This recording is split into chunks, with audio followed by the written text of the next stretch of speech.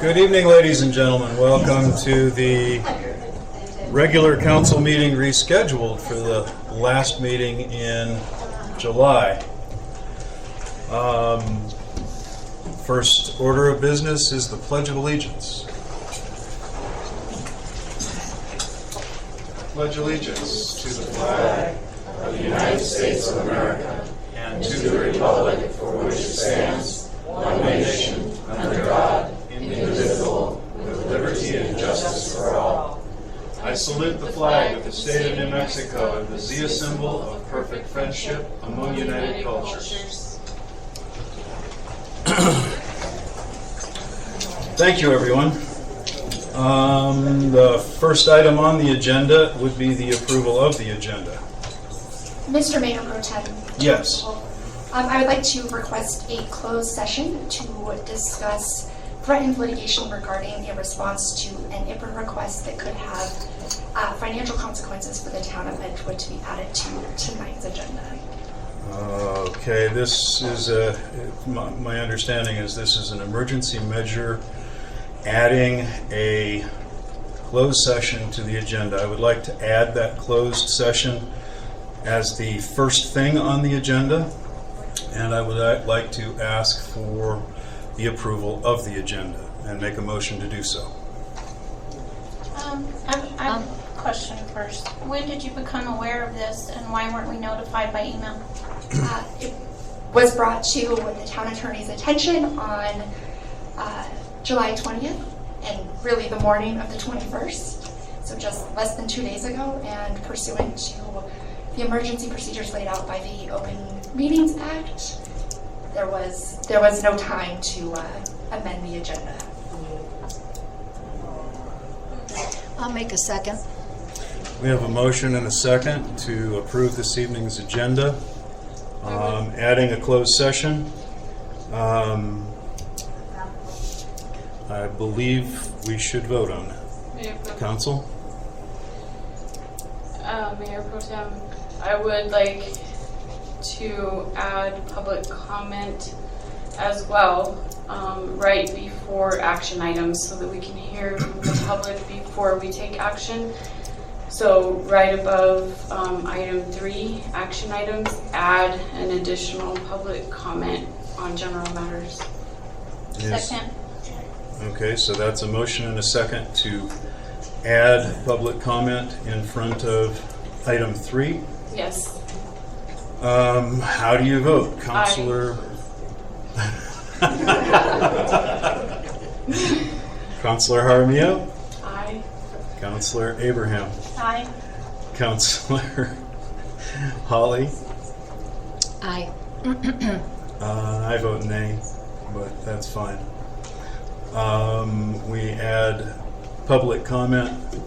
I guess we're going to have 2 public comments. Is that what your intent is here, Counselor? Yes, that's Or you correct. just want to move it? Okay. I can see we're going to have that fun again. Thank you.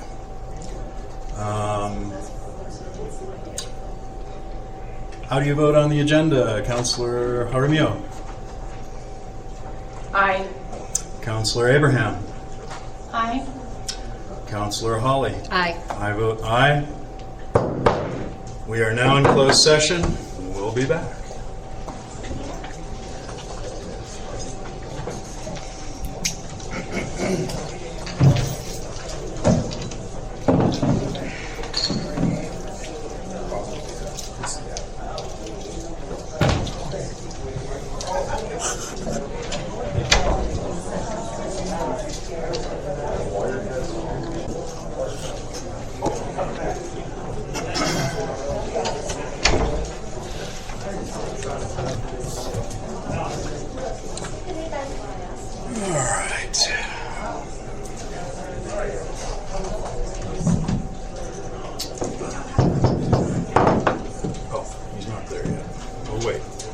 Also have to make sure that we've got recording going. So, Jesus got it. Jesus, you got it? Let's try this one more time. Got it?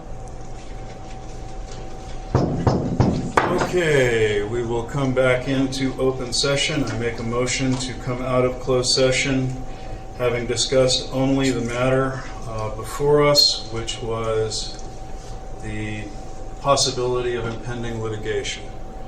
No other items were discussed and no decisions in closed session were made, and I so affirm. Counsel? I second that, that nothing was discussed except pending litigation and no decisions were made, and I so affirm as well. Except not pending litigation. Right. It's impending. Threatened litigation. Impending is what I said, Counsel. So. Oh, okay. Threatened litigation. I don't think it's been threatened either, but impending is his word. Okay. I so affirm. Councilor Jaramillo? I affirm that no decisions were made. Councilor Holly? I affirm no decisions were made, and the only subject that was discussed was the impending possibility of litigation. We have a motion and a second to come back into open session. Councilor Jaramillo, how do you vote? Aye. Councilor Abraham? Aye. Councilor Holly? Aye. I vote aye as well. We are now back in open session.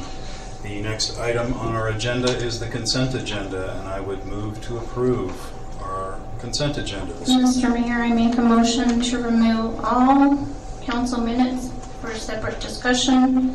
I would also like to, once again, table indefinitely the November 2nd meeting and table June 9th and June 23rd for correction. I believe I sent you some comments, but not until late this afternoon, because I just didn't have time.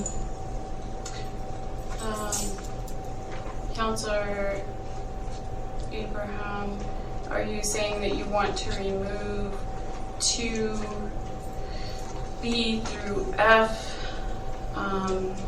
Because A, there was already a vote of this council to table 2A indefinitely, so it's actually, it shouldn't be on here in any way, so I don't think we need a vote on that. Yes. Okay, I will second. So we have a motion to remove all council meeting minutes from the consent agenda. And it sounds to me like this is a multiple motion, but the motion also includes tabling A, E, and F, and E and F for further revisions, and A indefinitely. However, councilors, and I believe the clerk received a request that this be placed back on the agenda. And so that's why you see it before you. Okay, I think the motion was mine. I think I would have needed to be the one to ask for it to come back on to this meeting because there was a majority vote to table it indefinitely.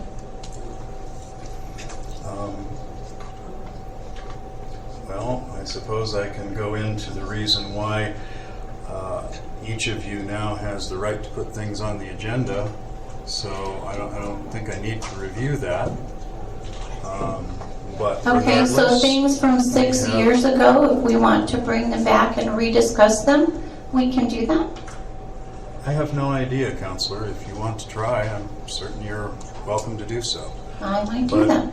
I think that Councilor Right now? Abraham is speaking to the proper Robert's Rules of Order as far as how to bring something back off the table. The proper procedure to do that. Well, though we generally follow Robert's rules, there are some very, very, very interesting things that have happened recently. And regardless, we have a motion and a second. Counselors, how do you vote? Counselor Abraham, how do you vote? Aye. Counselor Jaramillo Aye. and Counselor Holly? I vote nay. This is getting ridiculous. We've got so many minutes that need to be reviewed and approved. And I vote nay as well. I agree.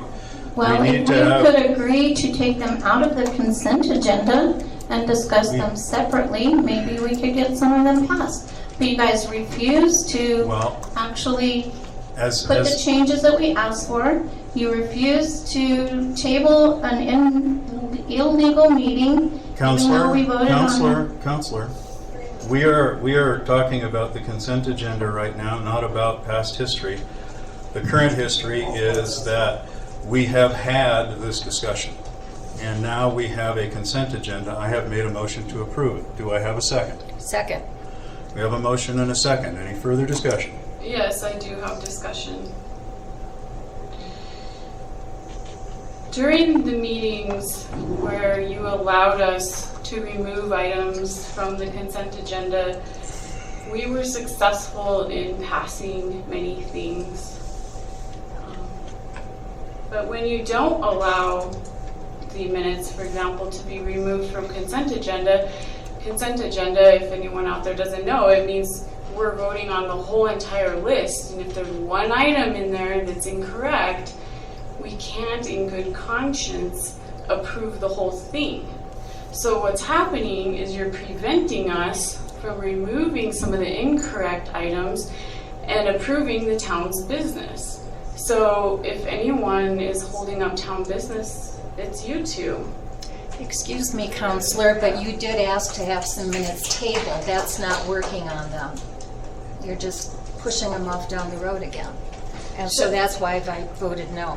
I understand, but she submitted some changes. Tabled for corrections, the last two. I sent corrections for one this afternoon, but I knew it did not get to everyone in time to be addressed tonight. So I need to table that one so that the correct items, they're my comments. They deserve to be reflected correctly. I sent the actual transcript of the meeting, and so I know they're correct. But also don't have time, to do them when we're having meetings 2 times a week. So these two need to be tabled for correction. I know there are minutes from earlier times that needed correction that have not been made. And the November 2nd one has been on the consent agenda how many times and voted down. So it doesn't even make sense to put them on the consent agenda. I'm asking for us to take the minutes out of consent agenda and discuss them.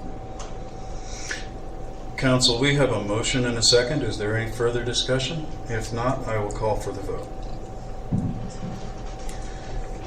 Councilor Abraham, how do you vote? Nay? Councilor Holly, how do you vote? Aye. Councilor Jaramillo, how do you vote? Nay. I vote aye. The consent agenda once again dies for lack of a majority. That's enough! Really? Gosh, you guys, it's nice, okay, having a humor out there. But this is our council meeting. This is our town. This is our council meeting. This is our town. Everybody. Excuse me. That is enough. We are trying to conduct your business. I really like our business. It's your business.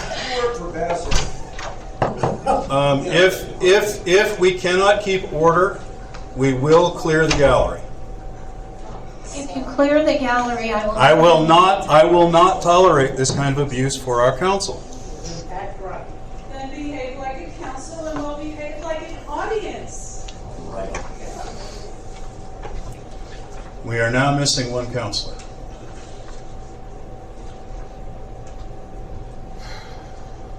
Shall we recess for a minute? That probably would be not a bad plan. I make We're in motion to recess. recess.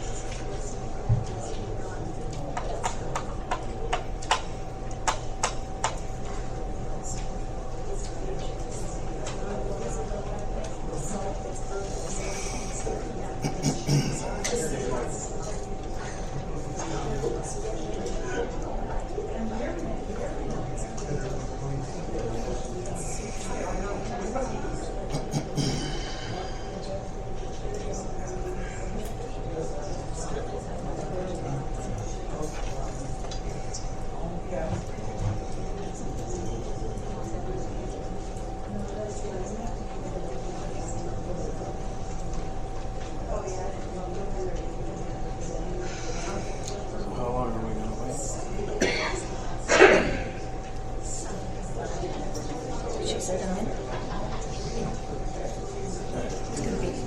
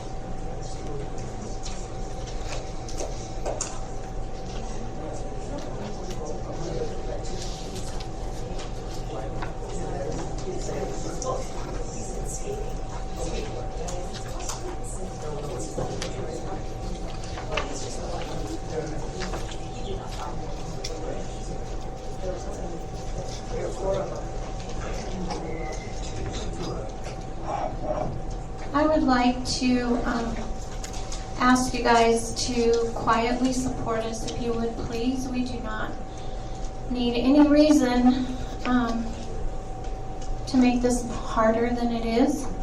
So if you can please just sit out there and silently give us your support and encouragement, and then take your time when it's your turn to come up for public comment, so that we can keep this as cordial as possible. I would greatly appreciate that.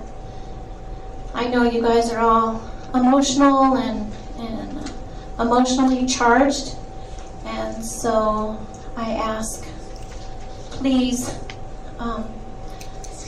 let's get the business done and be as friendly as we can.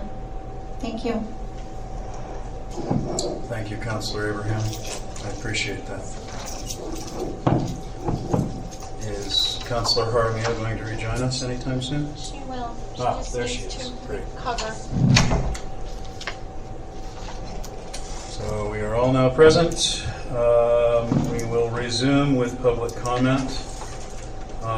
Individuals wishing to be heard in public hearing proceedings are encouraged to be prepared. Public comments may not be disruptive or harassing, and all persons are expected to maintain respect and decorum. Accordingly, rude, slanderous, or abusive comments and/or boisterous behavior will not be permitted. Written comments are welcome as well. I just wanted to read the header on every meeting that we have had for time immemorial before we got started. I have one more comment. I ask Mayor Pro Tem that you treat this governing body with the same respect you're asking the citizens to give to you. Thank you.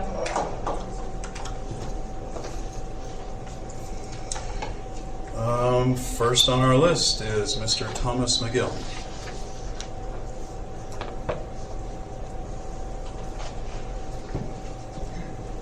Thank you. Tom McGill, 12 Buck Road. This may be a little out of sequence. Later in the process, we're going to look at buying some property next to the waste plant.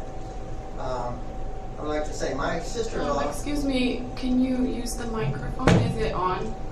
Yeah, okay. Thank you very much. Yes. My sister-in-law decided she wanted to be a real estate agent, so she went out and bought a Lexus sedan. That was her plan. At least she used her own money. You cannot support a light industrial park without a plan for waste disposal. This is not a serious proposal, and it should not be taken seriously. If it was a serious proposal, you would have put the effort into keeping that waste plant at capacity so that you could actually serve that property. You not only completely neglected that property, not even reporting the process, the progress of the plant to the meeting. If you put it on the agenda for the next meeting, you're going to be 6 months behind in data. And the last data you had after the first quarter, there were problems. You don't know what's going on down there. I don't know what's going on down there. The town clerk committed in May of 2020 to publishing those results on the town site. That has not been done. This neglect goes well beyond incompetence and into criminal behavior. I'm warning you, you are one stroke of bad luck away from putting this town and yourselves in the judicial system. Your planning and zoning committee is hostile towards light industrial. They don't want trucks. They have onerous development rules. You're not prepared to do what, to proceed. You haven't, you may, but you so far haven't provided a plan, any indication that you've done any marketing at any level. Your plan will basically just take this thing off the market. I think it's not an investment. Banking on putting an interstate intersection in, that's speculation. And I'm not sure you should be in the speculation business. You haven't found a magnet business to build around. And I think this is just a cheap shot to get credibility without actually having to do the work to show that you have a vision, which that I don't see. I'm hoping that a future administration does look at this. I don't think it's a terrible concept, but there's work that has to be done that has not been done. Thank you very much. Thank you, Mr. McGill. Next is Susan Simons.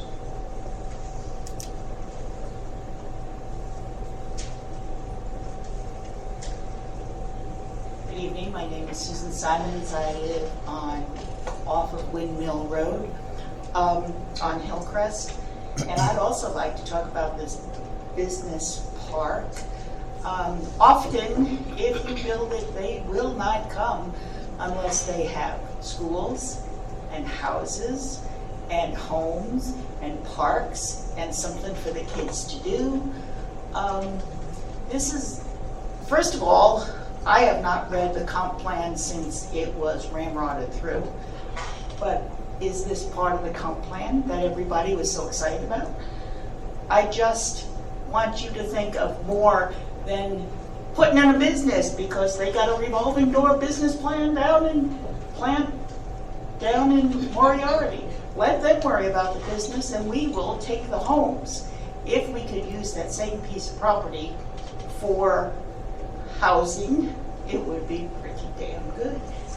So anyway, I wouldn't want my business here unless I had a good place to live.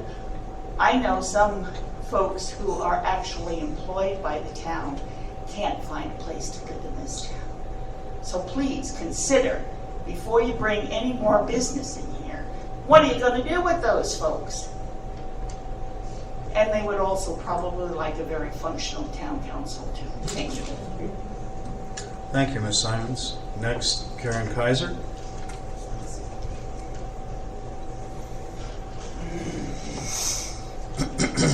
Good evening. Thank you for the chance to speak. Am I correct in understanding there's general public comment at the end of the meeting? That was not taken off the agenda, so I believe you can have two goes. Thank you. Then just speaking to the action and the discussion items that come before that public comment, on item A, when you review the financial report for the month of June, I do hope you remember that there was specificity lacking in the Robles, Frye Ellen, and Aya bills. It was a pretty pertinent issue, and I just remind you to not forget that omission. Hopefully they've provided adequate legal bills that are not fully redacted. On item B, thank you for bringing back the resolution. Thank you for how beautifully it was crafted. We are a town of 6,000 people. The only relevant population to our ability to vote for all 5 commissioners is the 2010 census. The 2020 census, not available, so not relevant.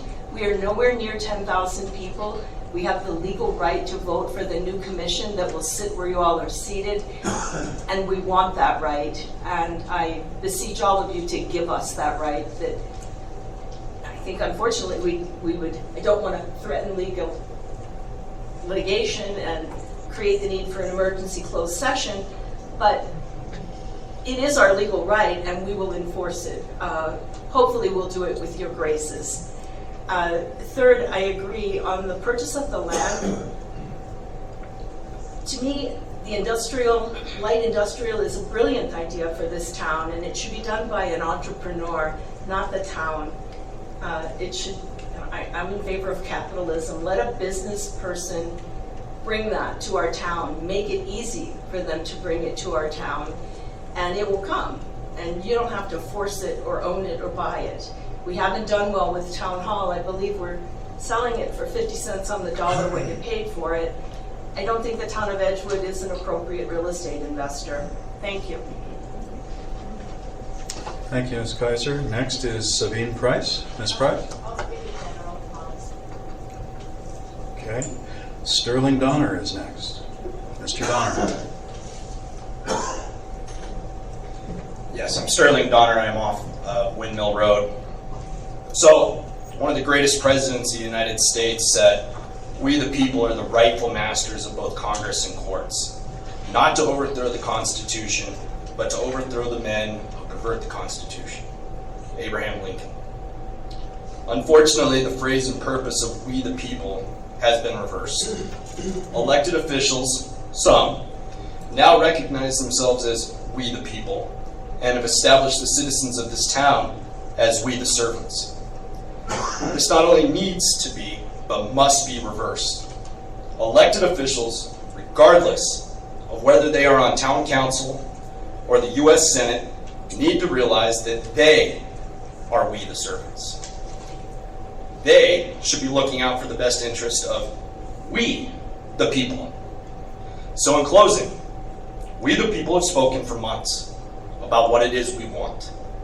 We want the ability to vote for all 5 district commissioners. And I have to say this, the audacity that you portrayed just a few moments ago, calling this your meeting, shows everybody in this room that you are the type of cancer that we are cutting out of this town. You work for us. Excuse me, You need to Mr. remember Donner. that. Thank Mr. you. Donner, please do not go there. Thank you.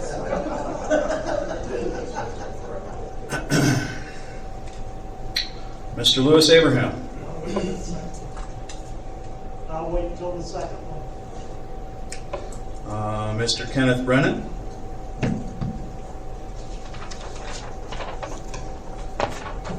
Thank you, Mayor Pro Tem Council. I'm Kenneth Brennan. I live on Square H Road. A couple things I want to bring up, and it's pretty much echoing what's already been said, is that the voting at large, every person I talk to in my travels throughout the town is exactly what they want, is voting at large. I have yet to meet one person, except for maybe somebody in this room, that disagrees with the right for us to vote at large. With that said, the only option that we have here is to have council approve this town to be able to vote at large, because that is what the people have been asking for, that's what they want, and that's what they deserve. They're the ones that support this town, they're the ones that pay the bills for this town. So they should be heard, and they should have their right.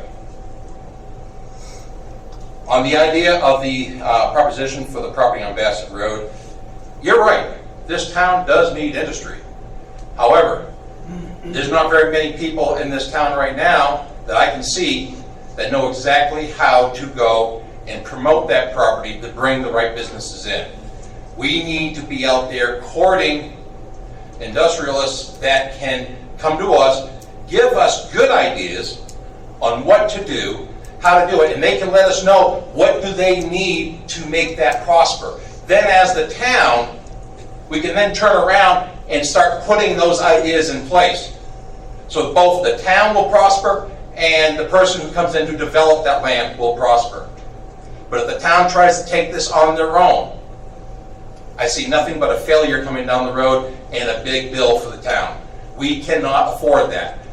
We're only a town of a little over 6,000. All right, we're not Albuquerque. We're not Santa Fe.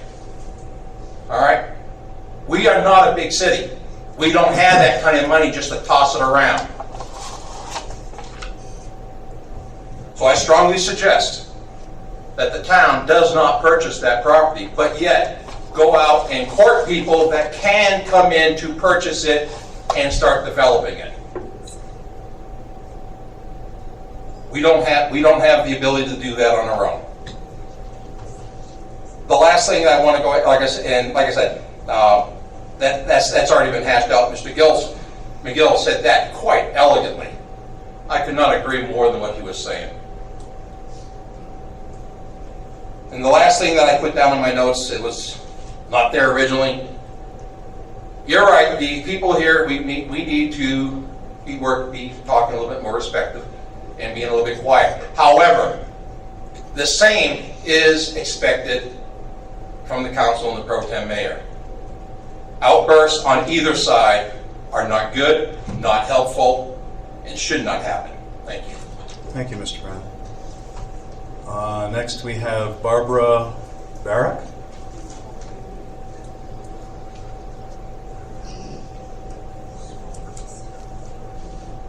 Is it Barrett or Barrett?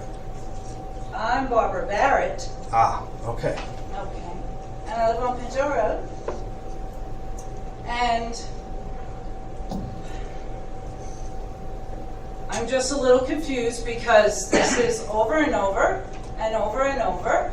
We all have to say over and over that we want to stay with voting at large. It's my understanding it's always been voting at large here. So unless all of a sudden, lots of people came and said, let's make a change, I don't understand why this is an issue at all, because we've always done voting at large. It's kind of also very hard to understand that we have half of a council that likes to listen to what we need to say and what we need here in Edgewood, and we have half of the council that doesn't seem to want to have that input and doesn't seem to care what the people of Edgewood want. And it's my understanding that you're hired to help us. So deciding things without using our input doesn't make any sense because we paid for the council to be doing their job. So we ask, based on human kindness, human nature, be a human being and listen to the people that you represent and go and vote on the things that your constituents want. We don't like to have things surprise. Oh, let's buy this property and it's never been discussed before. We like to know that our town is going to do exactly the things that the other gentleman had said before we purchase property. We need a lot of studies done and we need a lot of information before we buy property.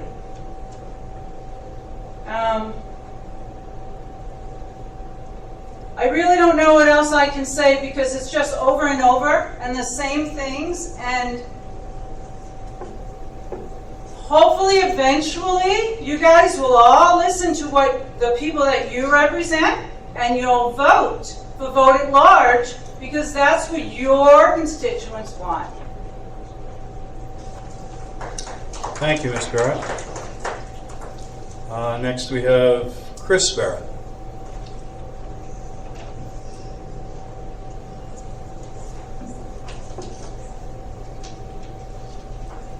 I am Chris Barrett. The voting at large is a preference by our friends, neighbors of Edgewood. And I also echo what's been said before me, but I also want to point out that when Google did come to Torrance County, to Moriarty, and they did spend several million dollars to establish the Titan Center that they were to develop some aerospace products at. Google moved out a very short time after that. During their time here, they employed 53 people. The Google folks, along with those 53 people, are now gone. Google had donated their center, their former center, to the city of Moriarty. That was a real flop for Google. Let's not repeat the process. History tells us. Let's do the right thing, started off with the right foot. Thank you for your time. Thank you, Mr. Garrett. Mr. Ray Seegers?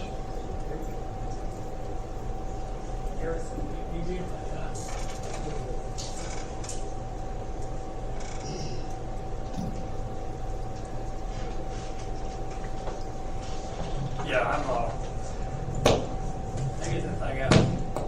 I'm Ray Seegers. I'm a local realtor. I've been here about 49 years in the real estate business.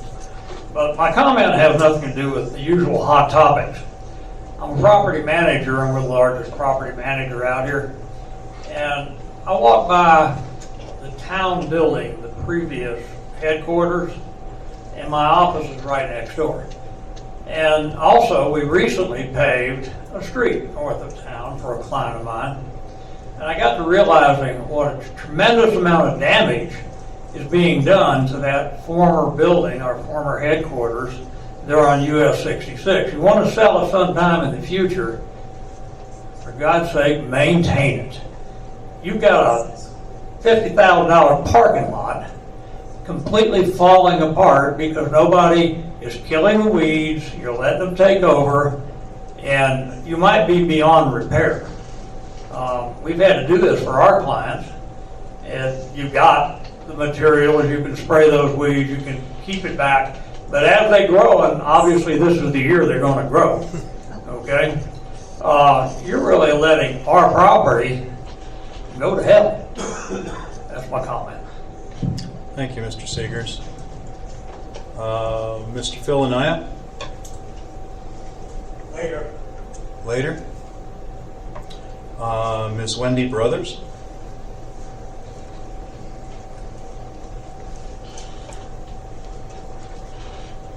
Hi, former Sandian, 31 years plus. Not used to public speaking necessarily, but dealing with all kinds of government agencies and dealing with big dollar contracts. But the thing that we always did at Sandian, we always had the saying of exceptional service in the national interest.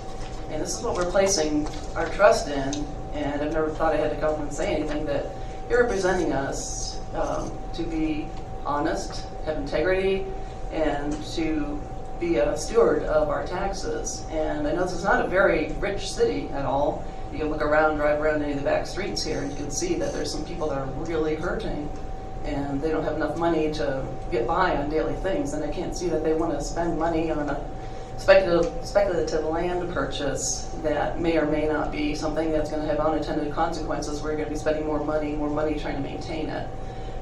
You've got additional traffic, you've got drainage issues, you're going to have access issues that probably aren't going to be necessarily state funded to back us up on that. So I think it's actually a pretty bad investment of town funds. And looking at future things, if we are looking at things that would make this area more accepting for big businesses to come, I would think maybe we should look at trying to get like a Presbyterian hospital satellite out here, like on the west side, that they've got two out there. That would probably be something very, very beneficial for everybody. And as far as internet, that's another thing I think would be something more beneficial, that we could look into getting that more than another piece of property that may sit there forever. Because you can see how well Moriarty looks, it's really taken off since Google was there, and it's left. So the property that's out there is now basically been given back to the city, but they aren't going to be able to afford the taxes after the third year that Google agreed to pay taxes up to. Then at last, the voting at large, I totally agree with that. Just keep it short. So anyways, thank you much. Thank you, Ms. Brothers. Mr. Chris Orr?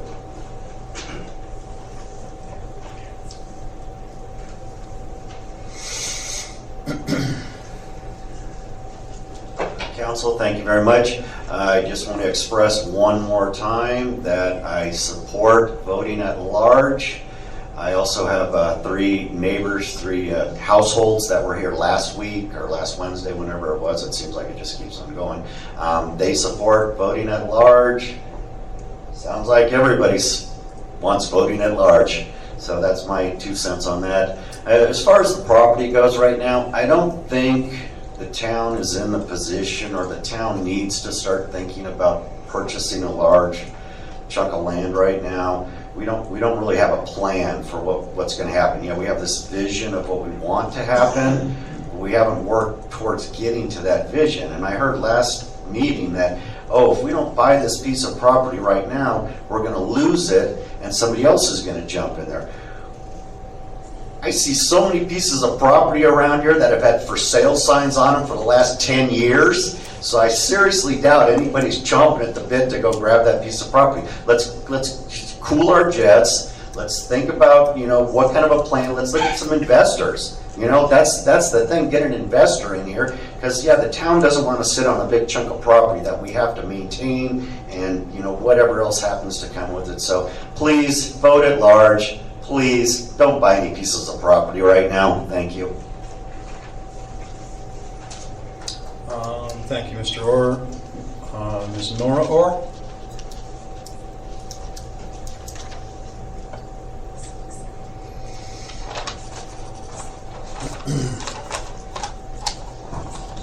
Good evening, my name is Nora Orr, and I'd just like to say that I'm in support of all the comments prior to mine. I'm not in favor of a land purchase at this time. I think we need a better plan before we decide to do that. Investors, again, a good idea. I'm also in favor of at-large voting. I don't think it's ambiguous to anyone up here as to what the citizens want. The people have spoken. Give the people what they want. Thank you. Thank you, Ms. Orr. Next, we have Ms. Cheryl Huppertz.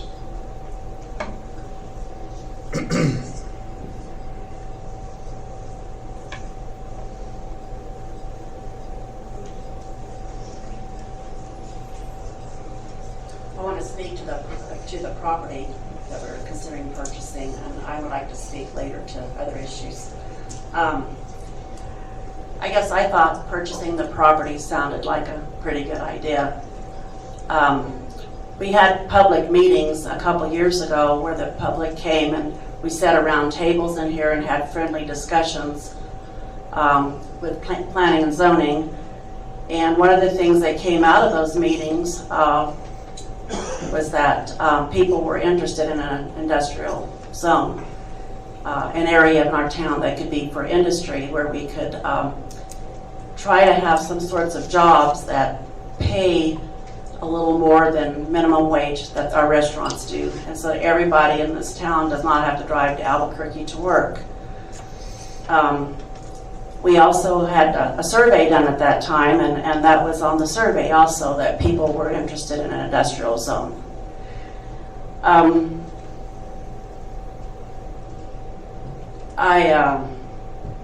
think it gives a if we don't buy the land, say a developer or somebody else may buy it and residential gets put in that area, then that property will no longer be available to the town.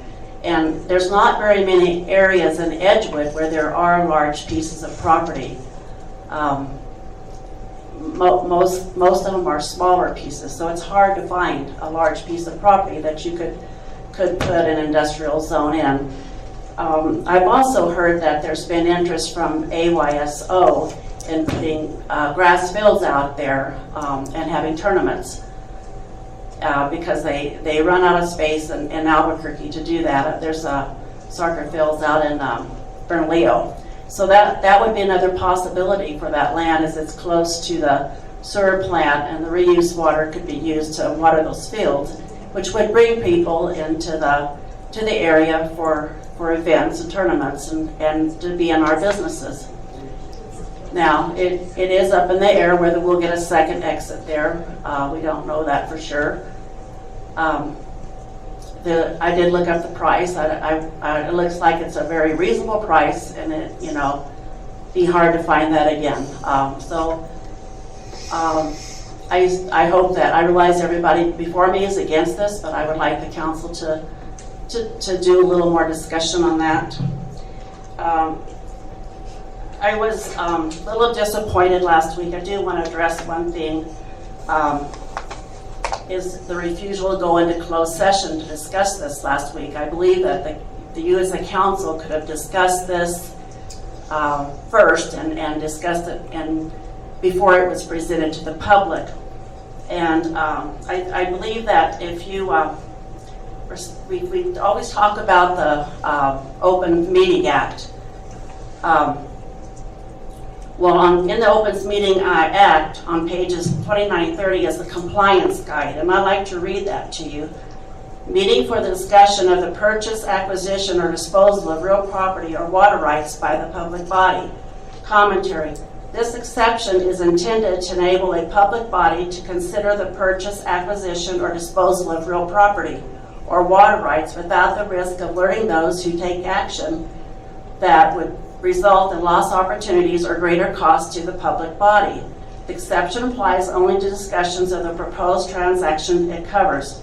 Action on the purchase, acquisition, or disposal of real property or water rights by the public body must take place in an open meeting.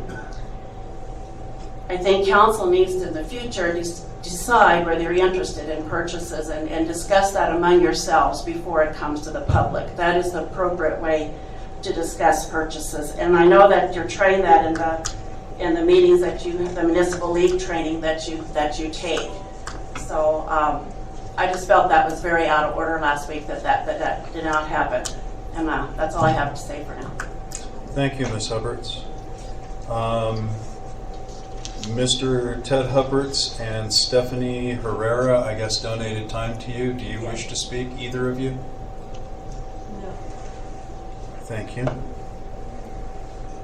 Next, we have Mr. Tim Sloan.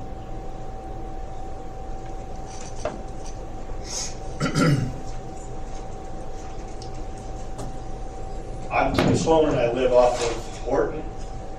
There's a lot of things I could talk about tonight, but I'd like to talk about the voting. We've had a vote. We the people, like they said, voted how we wanted to vote. It was approved that that could be the way, and that's what the Santa Fe has told you is acceptable. So it's not you that get to make the decision. It's we the people that get to vote for this. It's we the people that get to decide on this, not you. I'm going to keep it short and leave it at that, but I also like to say that we have very few paved roads, but there's awful big potholes tearing up our vehicles that you guys need to be taking care of instead of spending money in other places that you don't need to be spending it in. Thank you. Thank you, Mr. Sloan. I cannot read I think it's Linda Wheeler. Ms. Wheeler?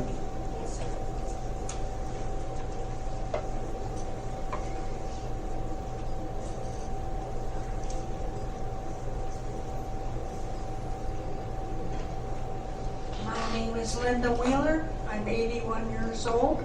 I love America. We have the right to vote.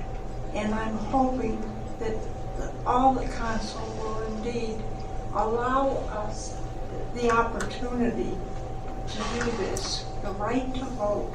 God bless America. Thank you. Thank you, Ms. Wheeler. Mr. Jerry Powers.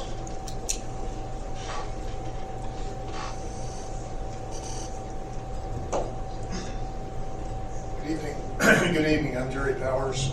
I want to speak about at-large voting. I had some comments about it last week. Can't hear you. Let me try to get this microphone up here. Is that better? Yeah. So, regard to at-large voting, I think it's crystal clear. I've only heard one person who was even on the fence about it. Everybody else has been enthusiastically for it, including the hundreds of emails that you have all received. We've had meeting after meeting where people have expressed this interest. The Corps itself had a public forum where there were at least 80 people in attendance. It was overwhelmingly in support of at-large voting. So you all have voted against it, Councilor Abrams and Holly. And people are asking me why that would be.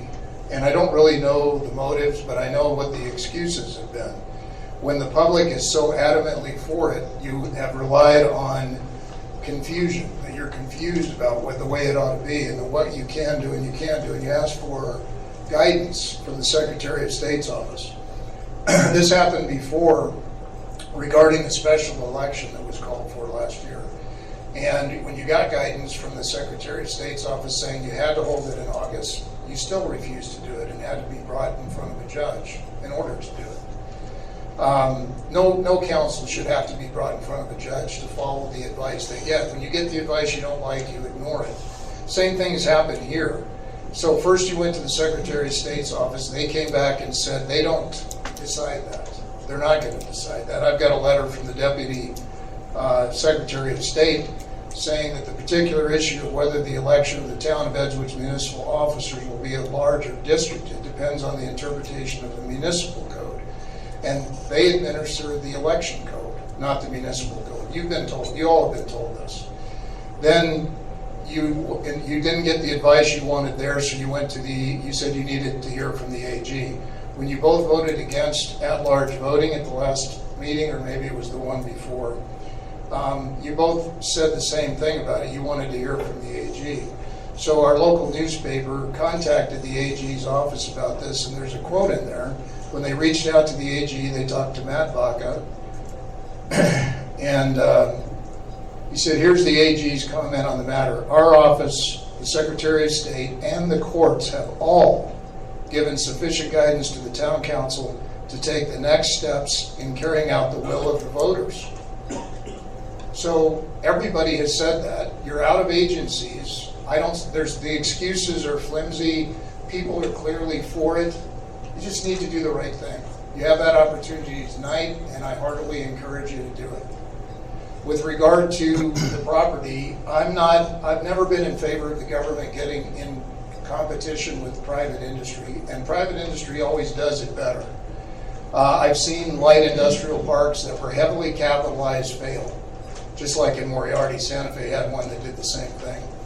I believe that when the time is right and when entrepreneurs get together and come up with an idea for manufacturing their business, that it will happen. It'll happen organically. It'll happen naturally and efficiently. Any town that has has wasted money like on this bridge, this $1 million bridge, I've installed bridges like that in my career as a contractor for less than $100,000.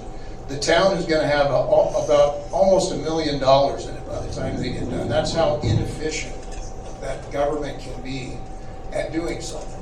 So I don't want them to do anything else. I just want them to take care of the housekeeping.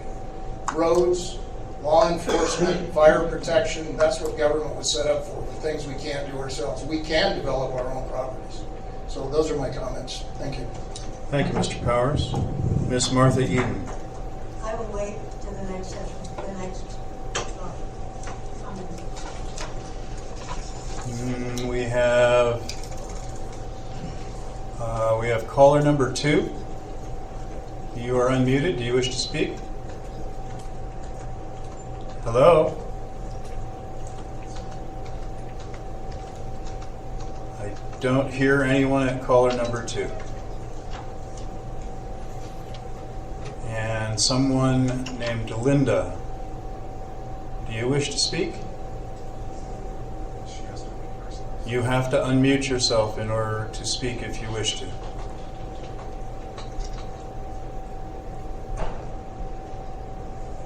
I don't have any comments for tonight. Thank you. That is the... Mayor Pro Tem.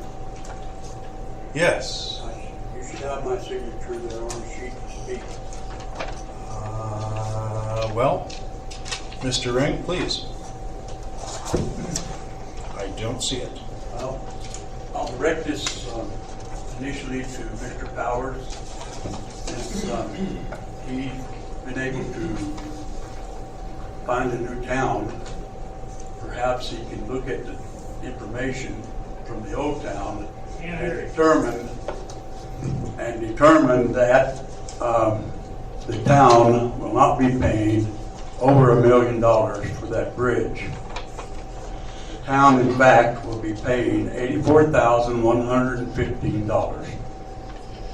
If you want to see the documents, you can go to the town clerk's office or the assistant town clerk's office, and she'll be glad to show them to you, I'm sure. Any questions, Mr. Powers, or anybody else? Chuck, you already got 300,000 in engineering alone. That's not our money, sir. It's a waste of money and it's federal. It's not our money. You said the town. It's federal funds. Point of order. Point of order. Yeah. If you wish to discuss this personally, take it out in the lobby Discuss it personally. between you and Mr. Powers. No, it's not between me and Powers. You said you were addressing Mr. Powers. I was. Then that He sounds like a addressed- He addressed personal, me, and I addressed him back. and you guys can discuss it in the lobby. I disagree with you. Mayor Pro Tem, Yes, sir. may we discuss this back and forth for a moment? Mr. Ring, if you would address your comments to the council, I think that Mr. Powers has ears. It'll be fine. So I've already addressed my comments to Mr. Powers, and he has woefully and soulfully, I think, got up here and made some comments that were not true. And I'll leave it at that. Thank you, Mr. Ring. Is there anyone else in the audience who wishes to speak to topics? I'll take my time now. Okay. Mr. Lewis Abraham.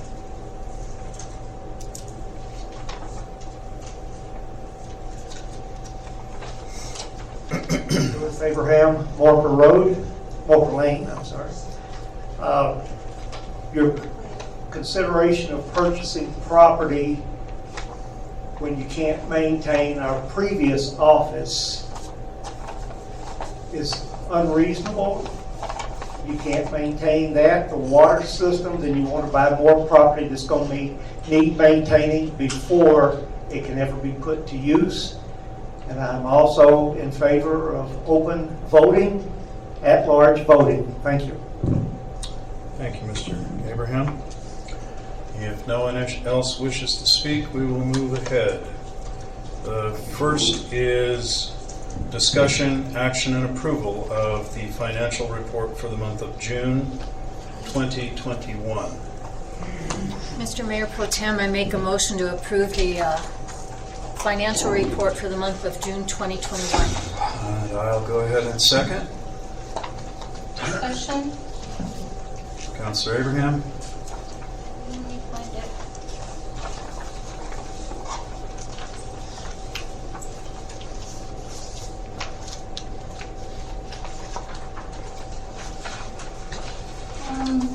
There's a $4,606.93 for a fuel tank. Can you tell me what that is and why?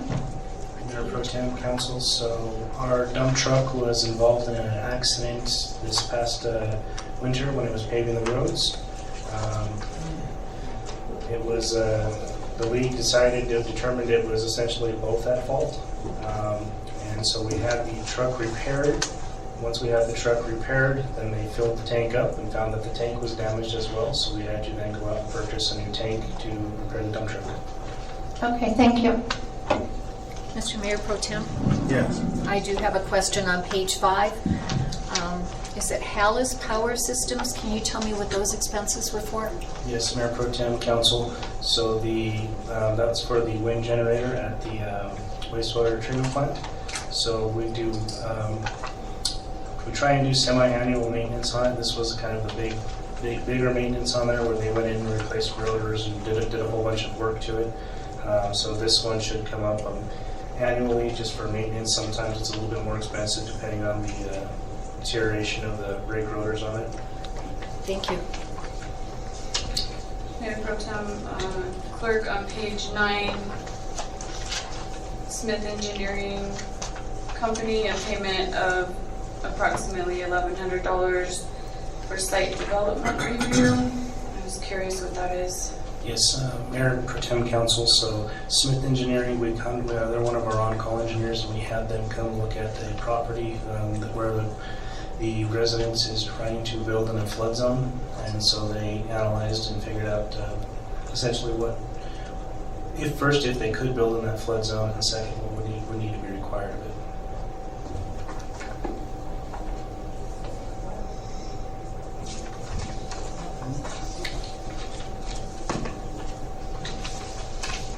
Council, if there's no further questions, I'll call a vote. Councilor Jaramillo. Aye. Councilor Abraham. Aye. Councilor Holly. Aye. I vote aye as well. I Next. did have one comment. I saw something today that apparently Walmart had been charging food tax on their deliveries. And so I had a question of Mr. Torres. So apparently if they overpaid by collecting taxes for delivery fees, will that eventually need to be paid back? Mayor Pro Tem Council, so it's my understanding that the state will have to pay Walmart back, but we will not have to pay anything back because the state actually pays us for the tax on the food and medicine as it is, that Walmart and Smith's and all the other grocers do not pay. They have to report it, but they're not supposed to actually pay it. But the state does pay us. That's the whole hold harmless portion of it. Now, I was talking about how we're supposed to be getting a certain portion of internet sales now. So I think that's what this is talking about. it's still the Still same. the same? It's Okay. still the same. So they have the internet sales, food-wise, delivery. If it's in that food category, the state's going to have to pay that back to them, but it's my understanding that the state's still going to pay us and we're not going to have to pay it back.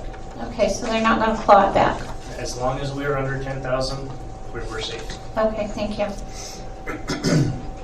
Next on the agenda is discussion, consideration, and action on Resolution 2021-13, Town of Edgewood election resolution.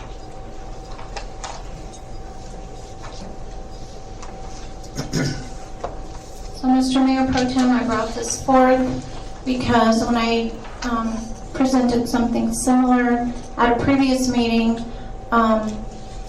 everyone said that they were confused by the strikeouts and the red letter wording and stuff like that. So I tried to clean it up to the best of my ability. I understand you guys may still have some questions or comments, maybe proposed changes to it, but I would like us to get this passed so that we can assure our citizens that we have listened to their outcries to be able to vote at large until we reach the population of 10,000, which then will make it required to vote by district only.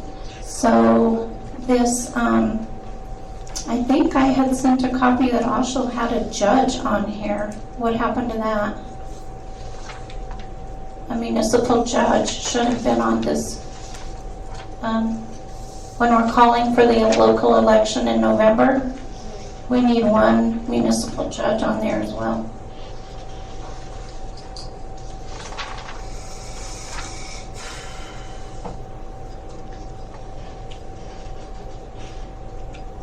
So I tried to make this not needing any corrections. I see as I'm looking at it that it needs a correction.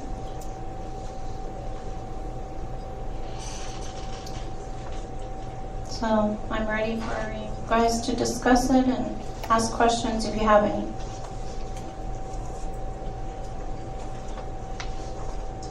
Let's see. Councilor Abraham, quick question. Where is the language regarding that the voters will have the right to vote for all 5 commissioner positions? Can you just point that out?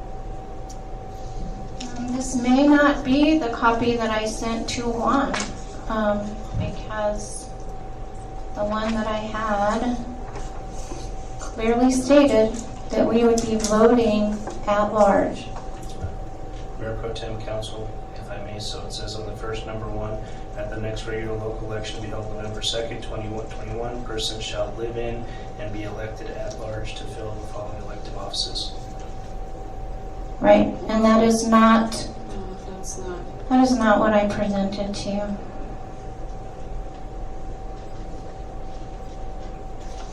This is not the most current version that I submitted to you for inclusion on tonight's agenda.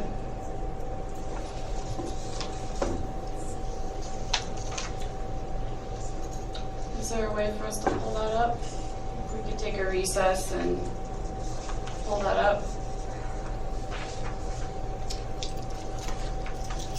I believe you all got a copy of it. I asked him to distribute it to everyone.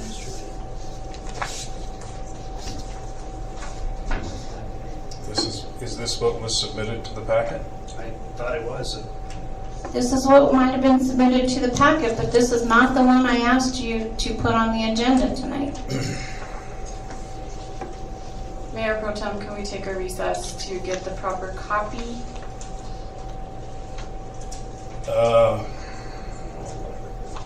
I guess so. I mean, I don't know.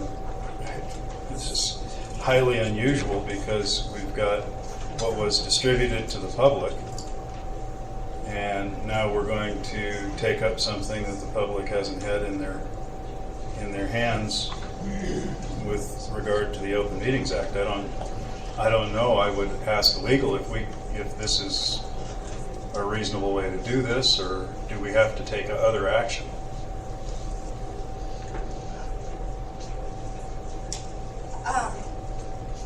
I think that we can take a recess to verify whether or not the resolution is in fact the one that was submitted by Councilor Abraham. And if it was different, then we can cross that bridge. Okay, then we will take another 5-minute recess.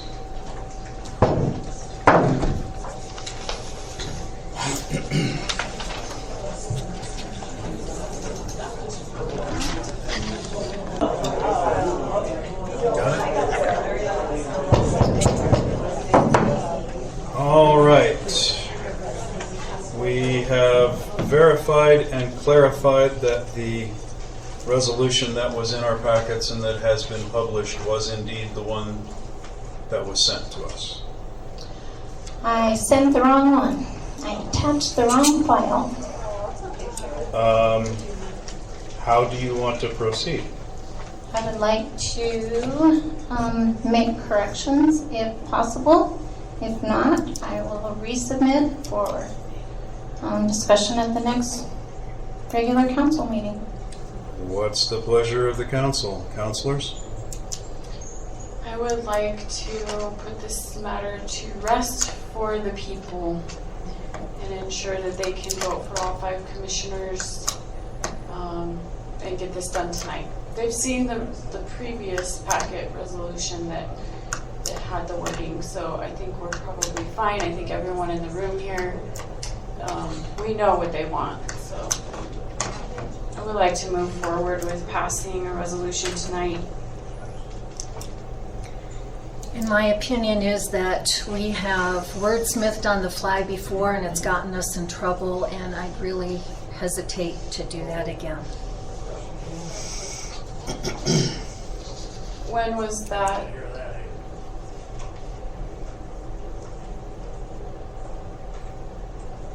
Did we get in trouble with a resolution in the past? It was the animal control ordinance, I believe, that. I think we had some issues with the zoning ordinance, and I think we had some issues with the subdivision ordinance, and I think we had some issues with the sign ordinance going back many years.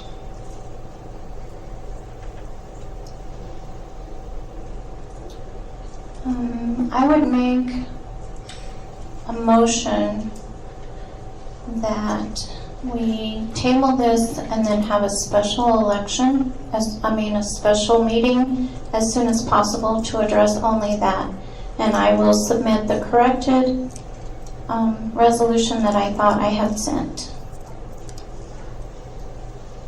Do I hear a second? I will second.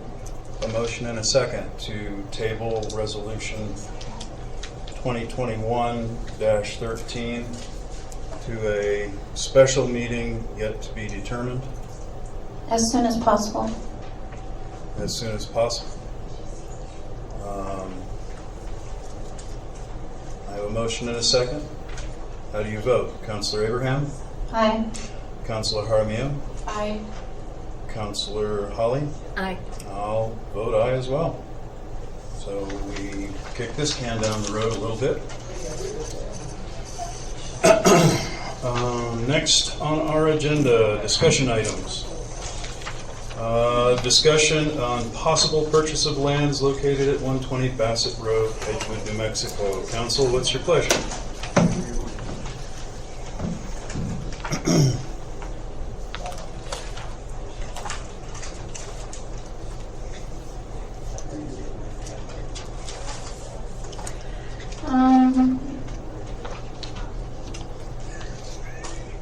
I would like to, before we move too far into the purchase of this land, I would like to make note that this property does not even fall within our sewer service map area. None of it.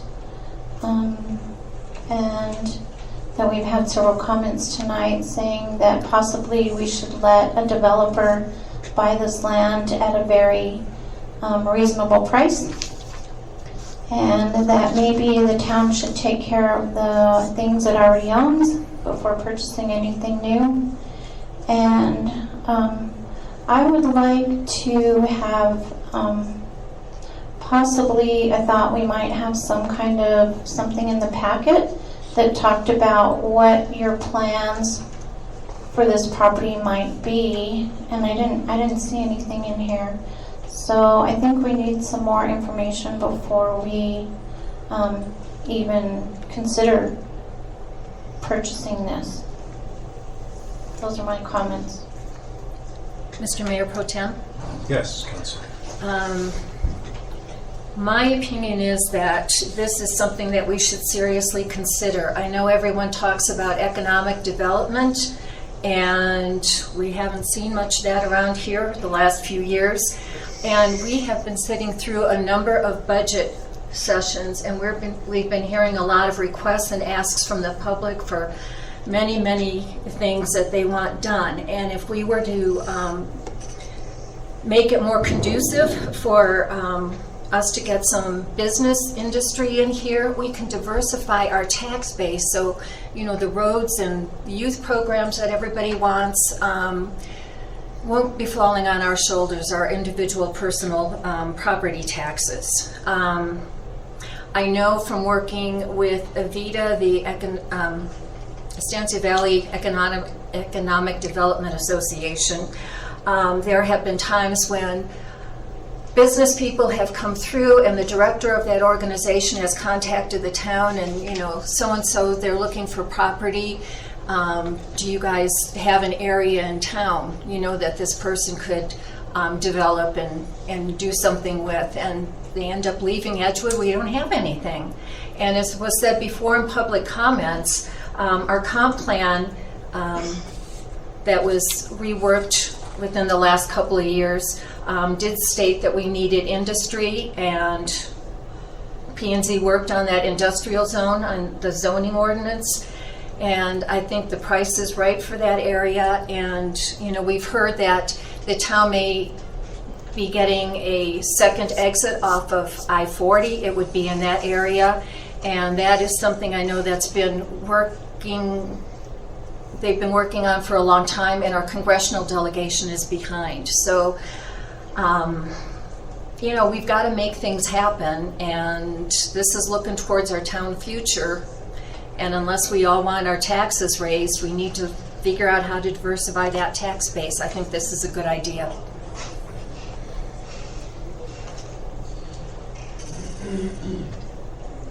The question that I have is, can we get NMDOT to come and present to us their plans? I would like to hear from them as far as, you know, their timeline and their plans for this project.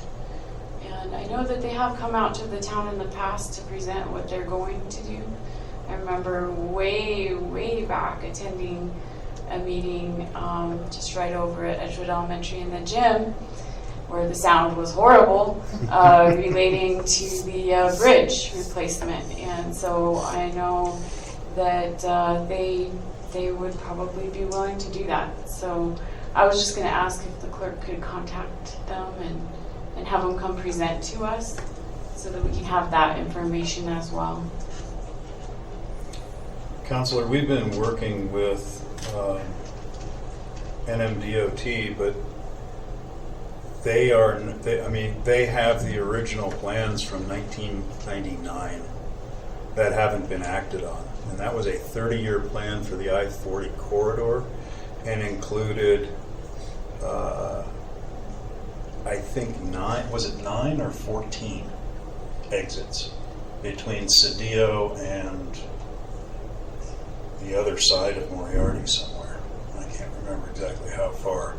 None of those projects have come to fruition. So it's the town's hope that we can convince the federal delegation to earmark some monies to get some of those projects going. And the first one that I would hope that they consider doing is the one at Bassett Road, or, I mean, there's an alternative spot for it at Walker.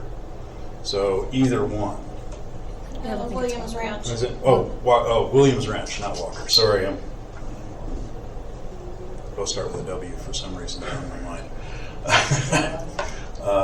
So, you know, either one of those locations, or in between somewhere, wherever they feel is the most expedient place to build. There's some reasoning for Bassett Road in that it would not impact too much on either side, and improving the frontage road on the north side would benefit everybody in the community on both sides of the freeway. So it also would allow for V Hill and Williams Ranch to be an independent exit without having to do all kinds of curlicue exit ramps and taking all kinds of space. So I don't know, there's a lot of stuff that was talked about. Whether or not DOT actually has hard plans in hand, I don't know, except for the 99 plan. And I know that they have the 99 plan in hand and all of those designs. And those designs, by the way, are available if you want to see them. I think Mr. Cogg still has them. My other question is the condition of the wastewater plant. We're currently waiting for our permit review, and they have decreased our capacity. And as I stated earlier, our capacity has all been used up for residential sewer collection with the current sewer service map. So I'm not even sure we could serve that property with our current wastewater plant. Remember, Counselor, we have the second well, which we could certainly build out. Only if they approve it. And They have cut that capacity back in the draft plan. And we certainly can ask them, and they have told us that we can ask them to build that out. Right, and I think those are some things that need to be in place before we purchase anything more than what we already have and are not currently properly maintaining. Councilor Abraham, something else that you probably recall is that, and it was mentioned in public comment a little earlier as well, that Roger Holden had put forward a plan for a group of soccer fields over there and had suggested that we purchase 40 acres of the property that we are currently considering. Right. I would say that 40 acres, I mean, the council at the time unanimously, or at least collectively, said to the town clerk at the time to purchase that property if it became available. So there was a consensus of council that 40 acres be had for that project. Right. So, and that plan, by the way, is still in the council, in the town's offices, as far as I know. Right, but it's not part of the comp plan, and that was with the stipulation that the water from the wastewater plant could be used on those soccer fields, which currently it cannot, and it is so questionable, since, especially since we never get, we get every other department report, but nothing from wastewater monthly, or even quarterly, or almost barely annually. That water cannot be used for anything right now. It's still just being sprinkled into the air. Unless something's changed and we weren't notified. Well, regardless, there was a plan before council that was unanimously approved to consider that area. I believe that was discussed in closed session but never came out and voted on. I don't believe it was closed session, Counselor. I believe we discussed it with Mr. Holden quite publicly. And there were presentations as well as maps and design work that he had done or that someone he had hired had done. The plan was presented as one of his Parks and Rec dreams. Soccer fields, Lake Edgewood, which would have been a fishing lake full of wastewater that was clean enough to have fish in. But none of that is currently the state of our wastewater plant. But I'm willing to look at ideas.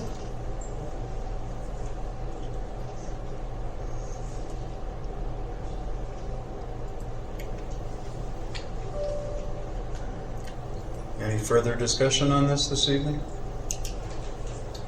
I did want to request that you bring forward those ideas that Roger Holden had originally brought. I thought maybe we were going to look at that tonight, but it should be something for discussion and in the packet so that the public can see as well what he had originally planned. And I think there is value for our youth in something like that. I don't know about the location. I'd rather see it more to the west, but it did make sense to have the reuse water anyway for those fields, since the grass takes so much water here, as everyone knows. This also reminded me that I had emailed and requested for an agenda item for council to be able to discuss comments to NMED for the permitting process, because that is something, this is the very reason we need to discuss about the permit in public. So it's probably wise that we put that on the agenda, and I don't know, has it passed already? Mayor and Council, I have not received the go-ahead for the for us to do our publication yet. They told us back in June, be ready so we can get it and post it and have it in July. We're waiting. We just basically need them to tell us when we can post our permit application and put the date, what dates, on there, because we can't make up the signs until they give us the go-ahead. So we are still waiting for NMED to let us know when we can go ahead with it. But my conversation in June was, oops, we jumped the gun. We'll go ahead and keep the current permit up as is. Then we're going to reissue and let you guys do your public notification in July, and then they can do their notification in August, and we'd move forward. I still have yet to receive any communication authorizing the town to move forward with our first publication. Wasn't there an opportunity for us to provide them comments prior to them submitting? So that's our first portion. So what they did this last go around is they were putting in their PN2, is what they call public notification 2. They did that before they gave us permission to do PN1. So if someone were to appeal it, then that permit would have died on that appeal immediately because we didn't do PN1. But we can't do PN1 without them telling us we can go ahead and do it. So that's where we're waiting. I mean, as soon as NMED gives us the go-ahead and the green light, We'll just put the dates on because we have to make some signs and put them up at the lift station, basically our discharge sites where the fire hydrants are, and then put out public notice of our comment period, and we'll have our 30-day comment period. Then once we have our comment period for our permit application, NMED will take those comments and anything else and compile that into their final permit, and then they'll issue that final permit and then have their comment period. That is the process as they explained it to me, and it has not yet happened. Okay. And what was the advantage of decreasing the capacity? Because this example would mean like we want the capacity to stay the same. So what NMED told us when we were talking about their decreased capacity. So right now, on the current permit, it's set at the plant's maximum capacity. NMED dropped it down to just the train we were using, so we can go up to the 75,000 per day. And then when we need to switch over, then we have to request to modify our permit to add that additional capacity, which just gives more additional public comment and people basically public notice as to what's going on at the plant. That was my understanding of their rationale and logic behind why they wanted to do it. They didn't explain why they're taking something away that we already have. That's what they said specifically, because we're not using it now. They're going to take it back, and then if we want to fire up the other side, get the other train going, then we can take it to, basically bring it forward and request a modification on our permit. Can you remind us again how long it's been since we've been able to put that water on our roads? The last time the water was on the road was late October, early November 2019. Okay, thank you. It's been unusable since then. It's been being put on the ground through the alternative disposal Right, system. but since it cannot be used anywhere where the public has access to it, correct? Because of the contaminants still in it? I don't know on that. You would have to speak to Larry Hall. Okay, I believe that's the condition why all the reuse hydrants are still locked up. Thank you. I guess if we don't have any further discussion regarding the possible purchase, we'll move on to public comment number 2 regarding general matters. Mayor Pro Tem, just one more thing quickly. Sure. I hadn't finished. I did want to bring up this concept and idea to the public again. It's something that I have brought up in the past that I thought our town really needs, and that is a town cemetery where we can honor our friends, relatives, loved ones. I think what the option that exists for us at this time is not desirable, to say the least, and I think you all probably have seen it out there on Barton Road, but it's a very sad place. So I have thought, and brought this up in public for the long term, looking toward having an Edgewood cemetery for us to have that for our community. And as the population ages and everything, I think it would be great to have a nice place for that.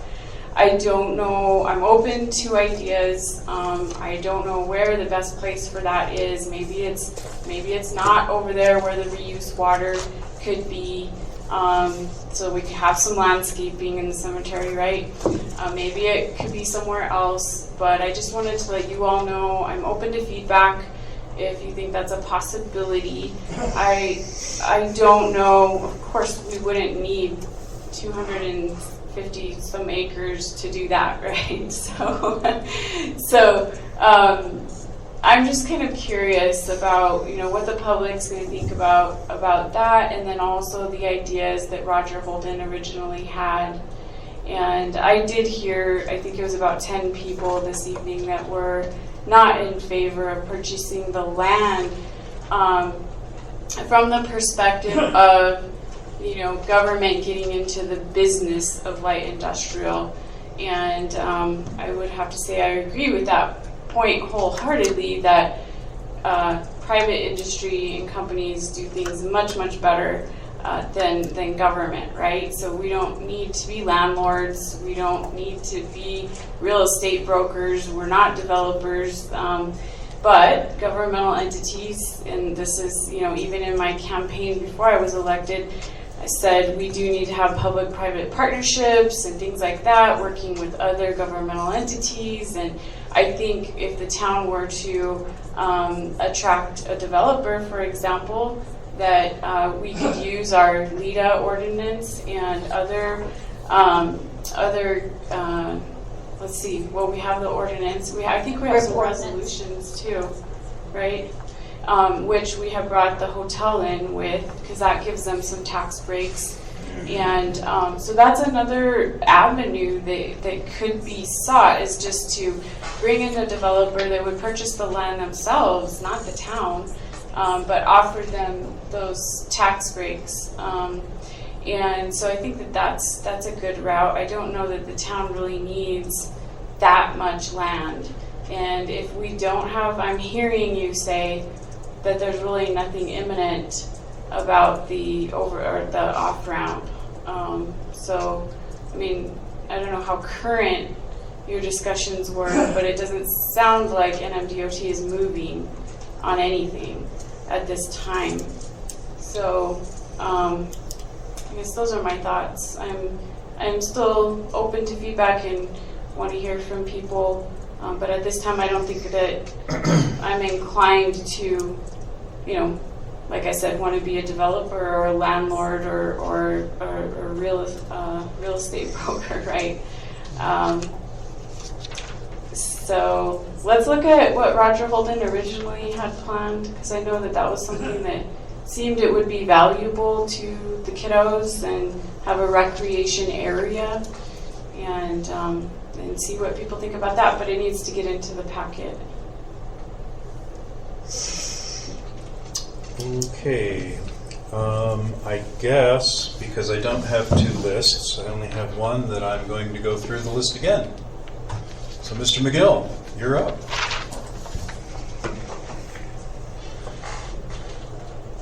Tom McGill, 12 Buck Road, thank you for your patience. A couple of things. PN1 begins July 29th. After that, you will have 30 days for comments. If you put it on the agenda for the next meeting, you will be 3 weeks into that month.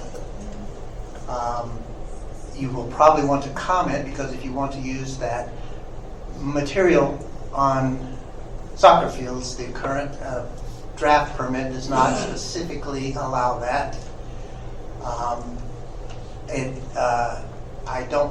That's up to you to negotiate that. It's not allowed for livestock, but maybe the kids will be okay.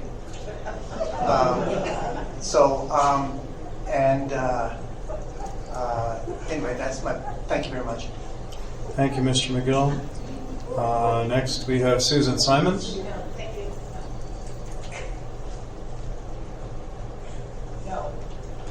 Thank you, Ms. Simons. Ms. Karen Kaiser.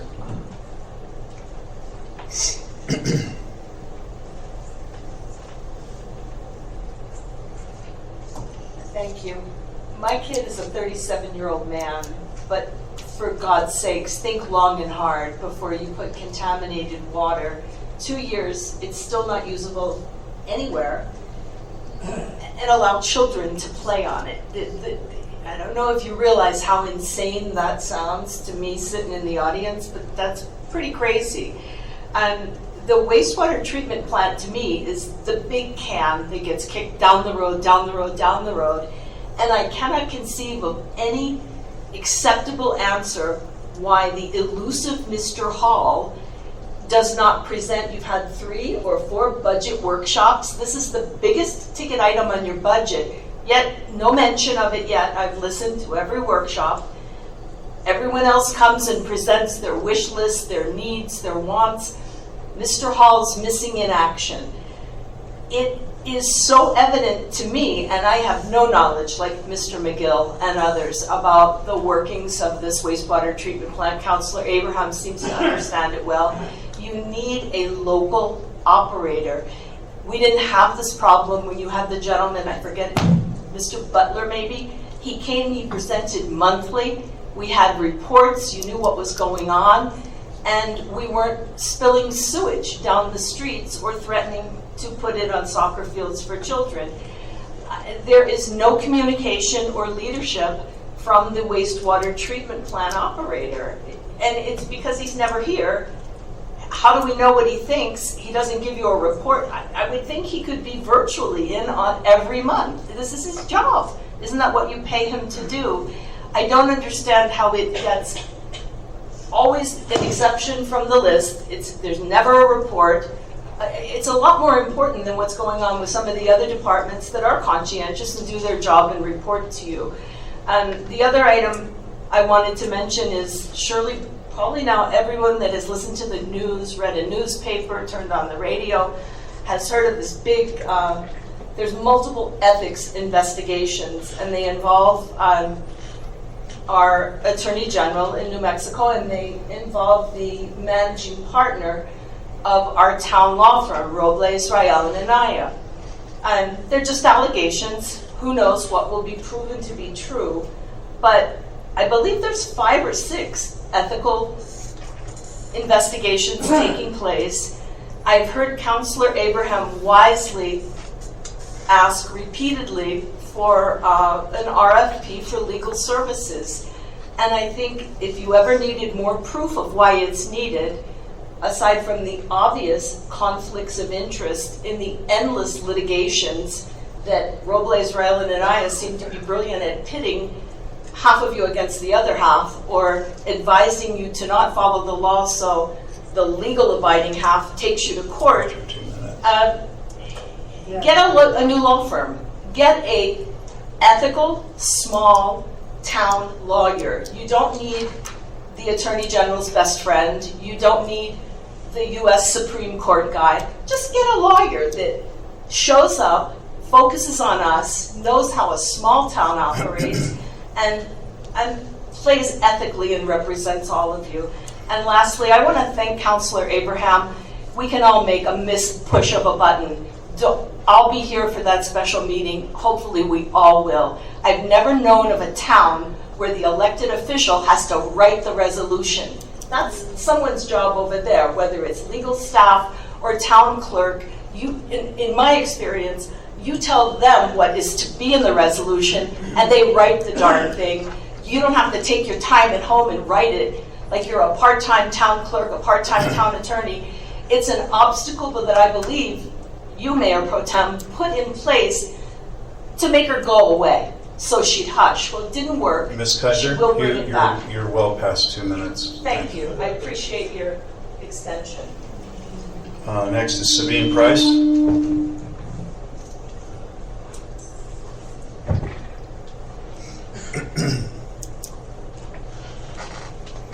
Good evening to the council and to the residents of Edgewood. I live on Calle Encantada. I was initially going to talk about the hatred that is so vividly expressed by 2 of our councilors, actually primarily 1. But I think it was visualized quite earlier here in the beginning of this meeting. What I do want to say is that a council that is so divided has no business, when they can't manage town business, to get into any other business. You guys need to stay out of business for the time being. Don't go planning investments. You guys don't have the talent to do that. With 2 of you hopefully being outgoing, let the new council commission handle this.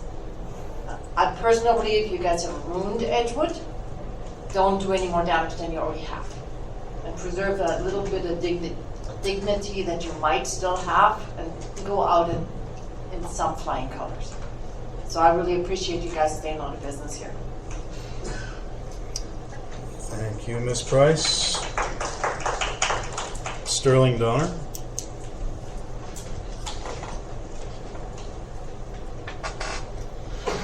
I'll keep it short. I am all for economic development and growth in the town of Edgewood. But the town shouldn't be the ones buying the property. They should find investors that want to invest in the town of Edgewood. Albuquerque's done a good job of it. Las Cruces has done a great job of it. Moriarty brought Google in for a little while. I think that if the town wants to thrive, it has to be done privately. It can't be done by the town itself. So that's all I have to say. Thank you, Mr. Donor. Louis Abraham? Kenneth Brennan?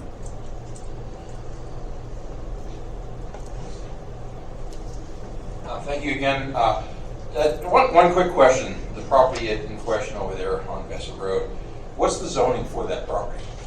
Exactly. Is it strictly commercial? Yes. Agricultural? C2. It's C2? So then residents couldn't be built in the property? We could. Okay. Then, probably, if we want to keep residential property from developing there, the solution to that one is simple. Rezone it so it can't have residential property built there. Thanks. Ms. Barbara Barrett, do you wish to speak again?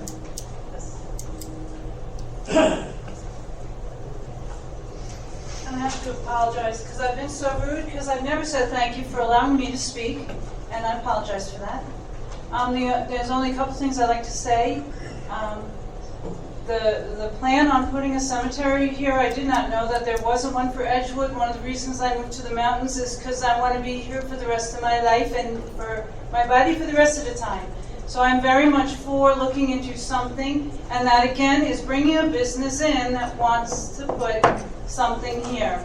So I really think that's a good idea if we don't have one here in Edgewood. I just want to let you know that. Thank you. Thank you. Thank you. Mr. Chris Barrett.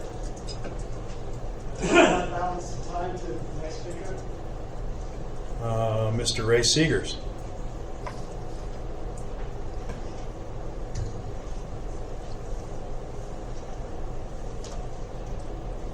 Yeah, I want to comment on the purchase of this property.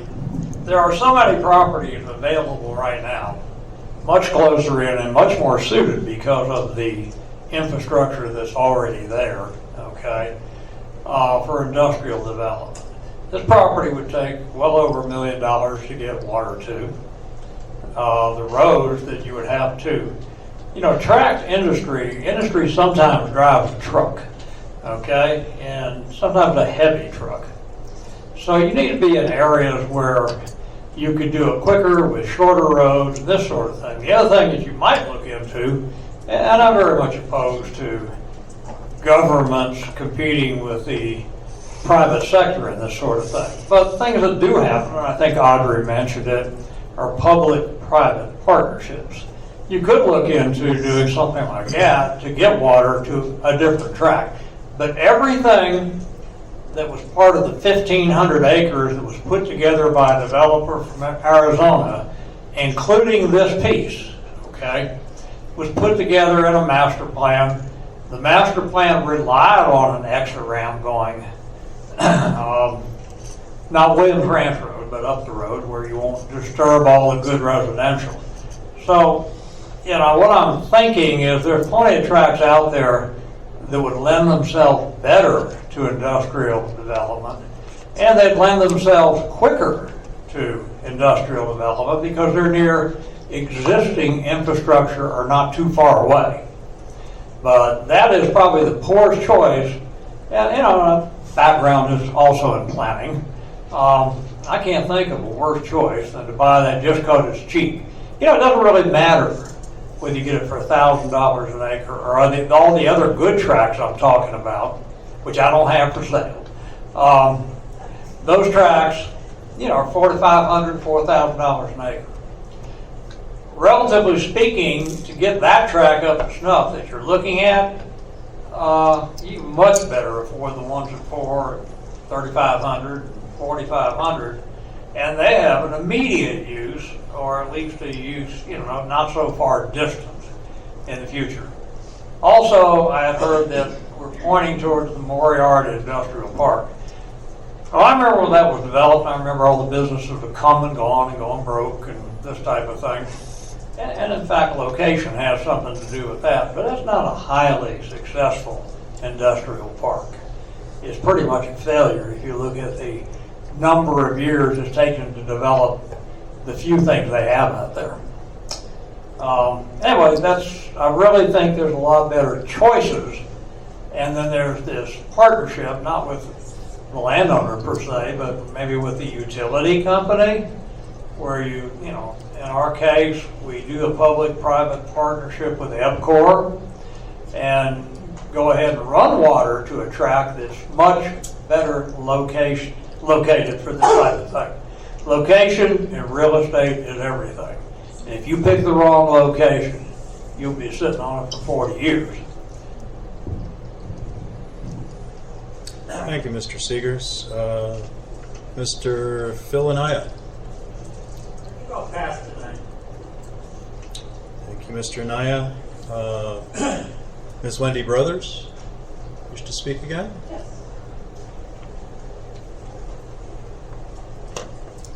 Thank you. I agree with Mr. Seegers. I was writing some things down. I was thinking about, I'm not a real estate developer by any means, but looking at the intended use for that property, especially with the insurance on that, as far as the city would probably have to cover if you're going to turn it into anything for industrial use or for private use, you'd have to be carrying pretty good liability insurance, and that's not cheap for a commercial property, I would imagine. The environmental impact studies, if we come across some kind of rare bug that's out there on that property, I don't know if you have any of that stuff set up in advance, because like I said, having worked at Sandia, there's all kinds of governmental type things that are very costly that are required these days for everything. It's kind of a bulletproof type setup for buying any kind of property. This is not something that's a normal use of this land. Light industrial, the power grid upgrade, who would pay for that? Fire protection, who would pay for that? The traffic increase, traffic lights, who would pay for that? The roads that you're mentioning are basically 2-lane roads that would not handle any kind of increase in large amount of traffic. And you would think that a developer would also look at the existing town infrastructure and how it's being run to say this is an attractive place to come develop. And I don't think we have that right now. And the total cost to acquire the property does not, as I mentioned before, stop at the actual acquisition of that. You have to look at the projected after purchase development costs and the taxpayer burden, which right now I don't think many people can really afford to give extra money out for a future plan. It's like we want something to have in the community that is a advantage to live here. People are more apt to like the country type living, and I know there's opposition to some of the projected development, but I think this is a folly of a purchase, because you think Amazon would have looked at that property, but instead they built over off of behind the Tempur-Pedic building over off of I-40, and the access here just doesn't make sense, and I think it's just too costly of a acquisition to make and be a unwise use of our money. Thank you. Thank you. Mr. Chris Orr? I'll pass. Ms. Nora Orr? Pass, thank you. Ms. Cheryl Hubbard's?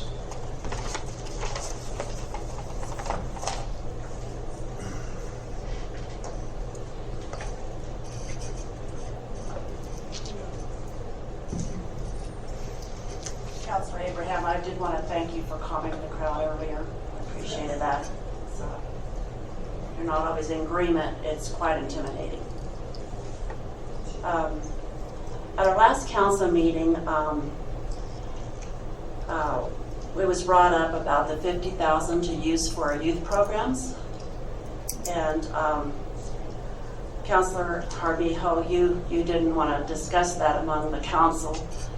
And you wanted to find out what the public wanted first.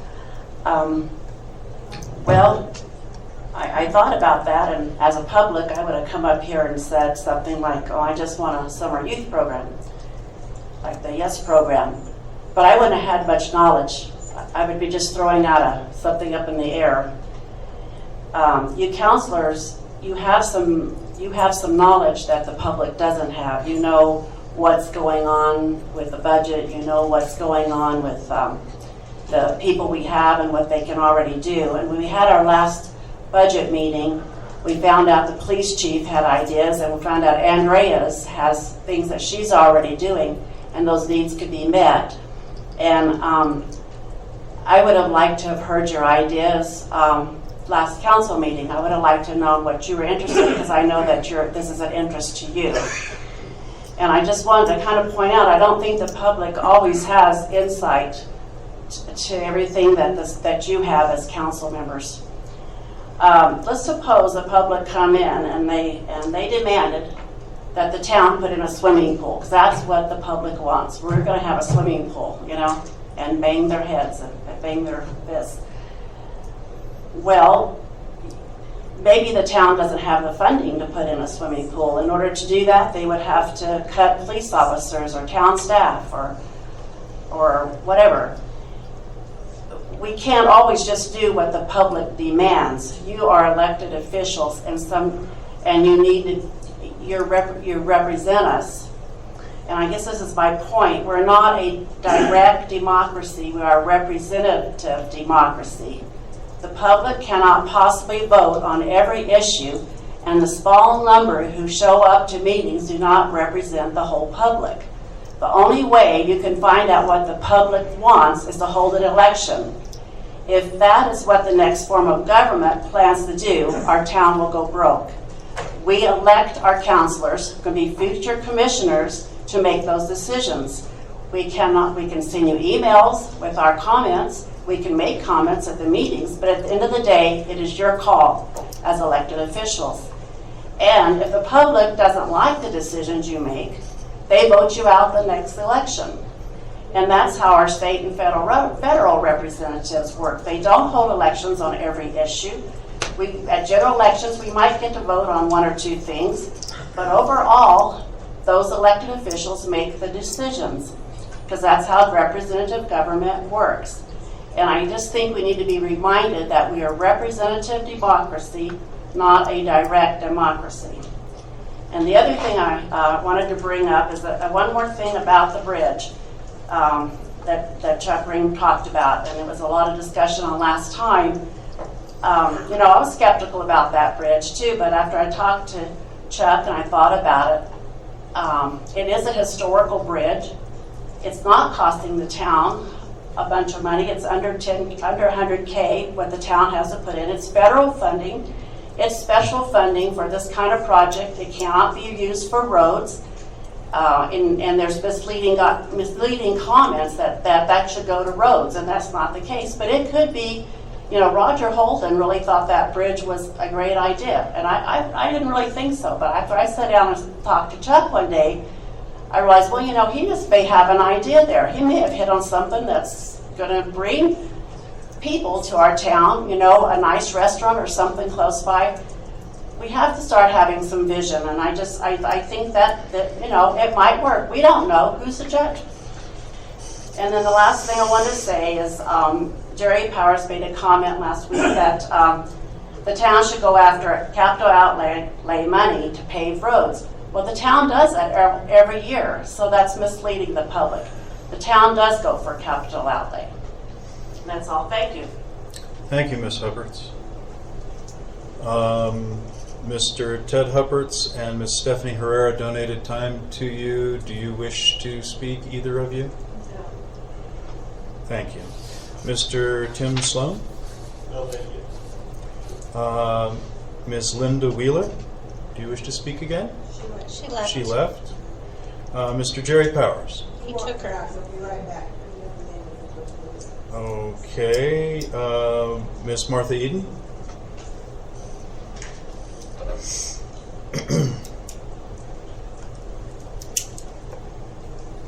Mayor Pro Tem and Council, thank you for allowing me to speak. I'm Martha Eden, 43-year resident of East Mountains.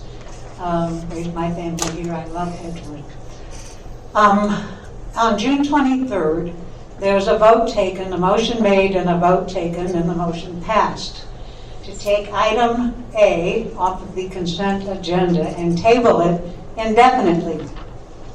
And yet, item A has appeared on the consent agenda twice since that vote. In all the years I have been coming to council meetings, I've never seen a successful vote so flagrantly ignored. So I'm thinking, Mayor Pro Tem, you voted against the indefinite table. Juan Torres, you helped put the agenda together. There has to be an outside influence that has induced you to put this item back on the consent agenda. And I think it has been voted that it be tabled indefinitely. That was the will of the council, and no one should have the power to override that. That's my comment.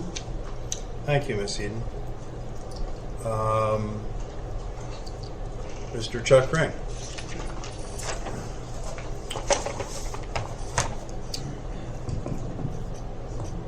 And planned on putting you through this much punishment, but since someone got up here and said that maybe the children could enjoy the wastewater or words to that effect, I'm sure it was facetiously meant. But then somebody else got up and said, do not put wastewater on those playing fields, or words to that effect. I think those folks followed each other, I'm not sure, but I implore you, council, if you have any thought at all of putting effluent that isn't clean enough on those playing fields, please do not do so.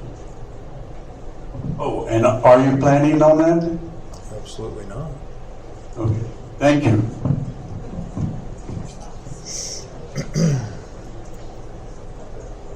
Does anyone else wish to speak? Mayor Pro Tem, this is Linda Burke. If you can hear me, I'd like to speak. Yes, please. Go ahead, Ms. Burke. First, I want to just specify that I'm speaking on behalf of myself as an individual resident of Edgewood, not connected with my job as I usually do here. So I have great respect for Roger Holden. We served together on the Parks and Rec Committee many years ago. We have known each other and stayed friends. We have discussed many Parks and Rec issues through the year, including the bridge, including the idea for Lake Edgewood and soccer fields out near the wastewater treatment plant.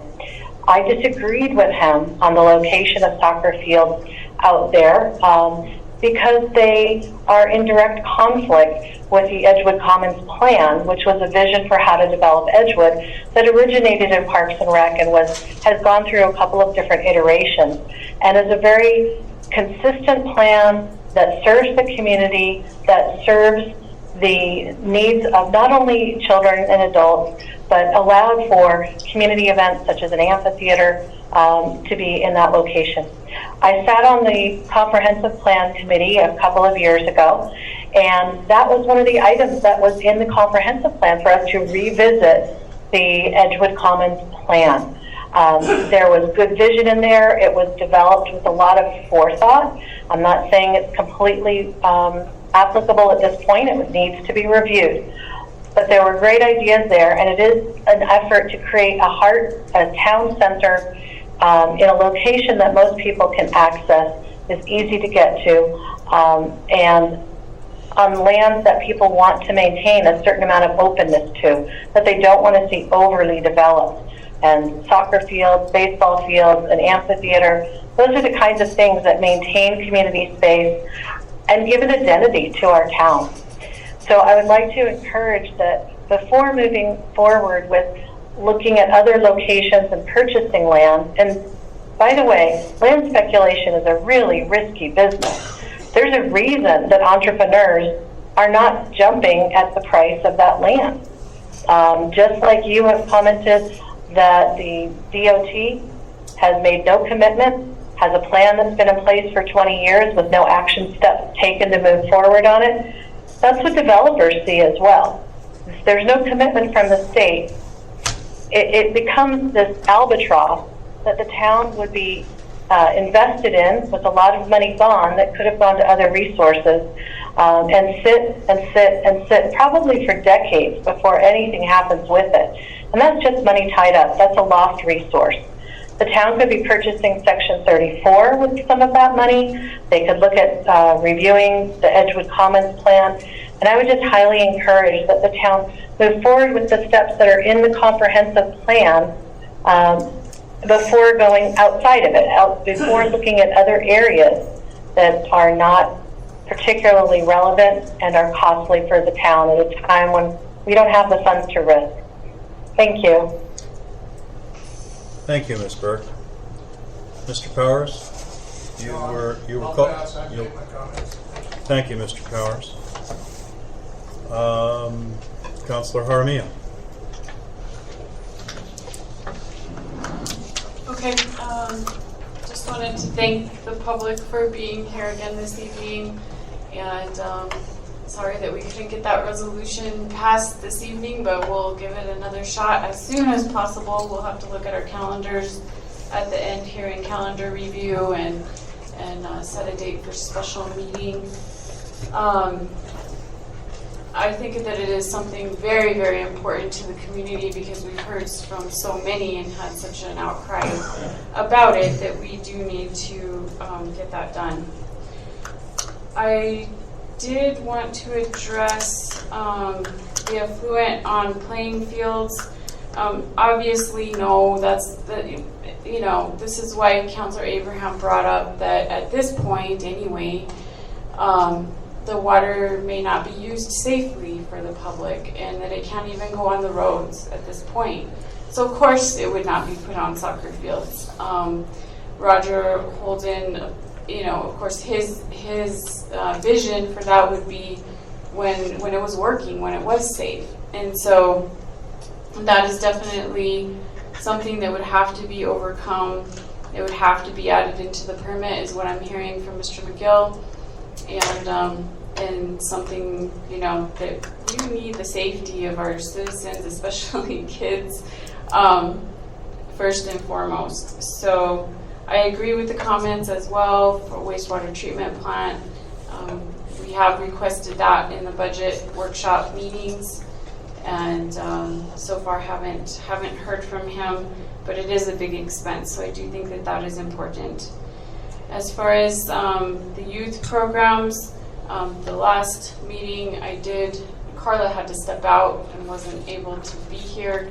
So I wanted to have the conversation with her and at the budget workshop where we could discuss it and be collaborative between the administration and council, and also hear from anyone that was at the meeting. And I know, Ms. Hubbard, you were there, and so that is great, good opportunity. These things have been brought up in the past. There were a couple of new ideas, but essentially things that we've talked about before. The GED program, for example, the job shadowing program, extra funding for library. And so these things are not necessarily brand new or a secret or anything, but just, the venue was right for discussion at that time. At the budget workshop, though, she did have another meeting, and so we didn't come to any final conclusions on youth programs at that time. And swimming pool, I totally agree. I think that we would have to have a feasibility, take a look at that if it's able to be done. But I know that it's something that the residents want and have wanted for a very, very long time.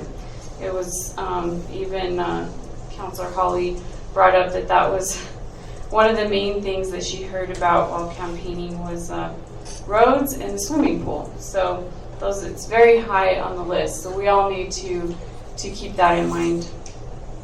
I am announcing that I am running for commissioner in District 3.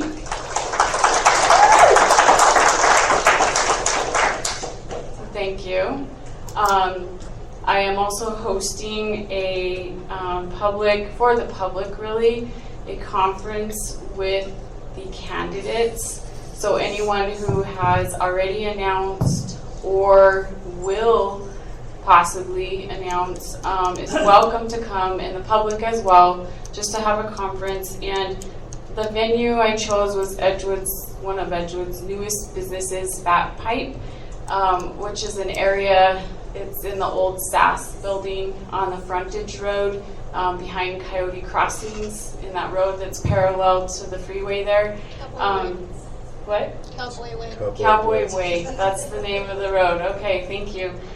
So it will be August 4th, the first Wednesday of August. at Fat Pipe at 6:30 p.m., which is a Wednesday night. And we'll stay for an hour or two. You guys are all welcome. I'm just going to host it personally and just have some time to, if you guys have questions of the candidates, I think that would be a good time to ask. I remember Ms. Hubbard's last meeting asking for ideas and the opportunity to talk to candidates about things, and so I think that this could be a good thing. Please let me know if you are going to come so that I have an accurate count, and that would be great. So that right now I have the conference room reserved. It's a beautiful conference room, brand new. Probably can hold about, what would you say, I don't know, 20 people at least. But if we need more space, that's fine. They have more space in the building as well, so I can just reserve a different room. Let's see, anything else that I need to cover?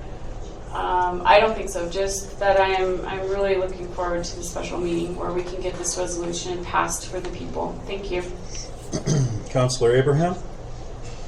Okay, I have a couple things. First of all, I'd like to apologize for my mistake in attaching the original resolution instead of the one I intended. I would have hoped that if all members of the governing body and the staff looked at that at all, that they would have raised a question as to why was I presenting the same thing that we had already approved and accepted. And I would have been able to clarify and catch my mistake. So I am sorry, that is my fault. The next thing is I would once again ask for an RFP for legal services, as I have lost all confidence in the attorney sitting there saying that she represents me, because I do not feel that. I would also like to have an RFP for a new wastewater operator, since we cannot get reports, we cannot have him available at budget meetings, and I think we need better representation than the services that we're paying for. Finally, I would like to say thank you all for coming here and for respecting us and for letting us do our job. We can't do this without your comments, without your participation, and so I do appreciate that. And I value each and every one of you, even if I don't agree with you. I value you. John Bassett, sitting in the office, in the audience, before he was mayor, he used to write to me and have questions, and I would respond to him. And it's really sad that we have become a council who does not communicate with each other, that staff will not respond to my emails. That makes it very difficult for me to do my job. And I think it's uncalled for. And I really do think that somebody should address this. I had taken some concerns to the attorney a long time ago and was told, oh, only the mayor can request some investigations. Well, Mayor, I think you need to do some investigating. I think you need to see, why is it that staff won't respond to me? They may not like me, but I don't care. I have questions and I need the response. I've sent 2 requests now for annual salary reports for the staff before we finish our budgeting process. I've been totally ignored. I haven't been asked for questions, comments, anything. Nobody even responds to me. And I think that's not very efficient. Tonight, we maybe could have passed this resolution if somebody would have looked at it and said, Councilor Abraham, are you sure this is what you want me to put on the agenda? We've already passed this resolution. And I would have caught my mistake. So I just ask, please, let's respect each other. Let's respond to each other. Let's start communicating with each other. And let's do our jobs. Thank you. Councillor Holly? Tonight I'd like to share some information about the events that are coming up. I don't know if you've seen the poster about our party at the park. This is going to happen on July 31st from 3 o'clock till 10 p.m. And I found out there's a lot going on. It's not on this poster, so I'm going to share some of this with you. From 3 to 7, the Route 66 Arts Alliance will be offering fun and creative experiences under the Park Pavilion over there at the soccer field, or Venus Park. They will have some live music from 3 to 7. Performers include Blue Moon, Kathy Lyden, and the Kipsies. There will also be local artists and vendors offering hand-woven clothing, handmade cards and prints, culinary treats and gifts, hand-turned wood, and much more. In addition, our Edgewood community librarians will be hosting activities from 3 to 7, which will include Sharpie tie-dyed bandanas, slime making, and do-it-yourself friendship bracelets. Smiths will be handing out 300 free hot dogs during the party at the park. In addition, I was just talking to Chief earlier, there will be a Battle of the Badges, which includes competitors from the Torrance County Sheriff's Office, the Santa Fe County Fire EMS personnel, and our own Edgewood Police Department. But he doesn't have a time for that. So you're going to have to be there all day to catch those guys. Hang on, there's more. Fireworks will be at 9 o'clock p.m.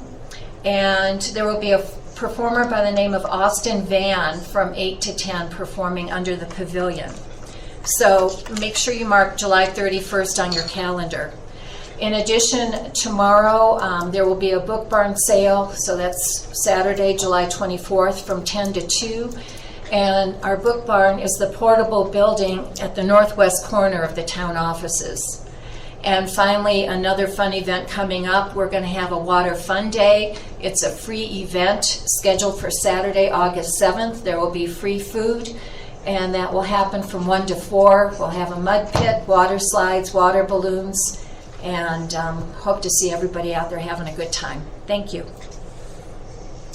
I don't have much except that I would like to give some appreciation for the folks that are filming in our town. The film industry has filmed a number of films, features, and series in our town, and that's who is at the park next door, if anybody was wondering. The town should sort of apologize for closing the park, but that was the place that they needed to stage all of their equipment and all of their personnel. And I'm very happy that they're here. The revenues from that, I think, will help us a bit. I don't know what they are filming. I'm told it's a series. It might be Netflix, but don't know.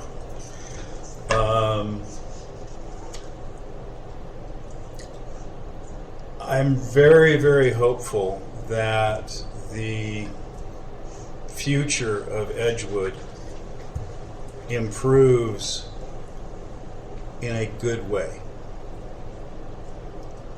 I'm very, very worried that the economy of our town is not expanding as quickly as it needs to provide the things for our community that it needs. And this has bred a great deal of dissatisfaction, and that's very unfortunate. I'm very hopeful that the council will be able to find ways for us to see through that future in a bright way. There's an old idiom about old men planting trees, not waiting for their shade.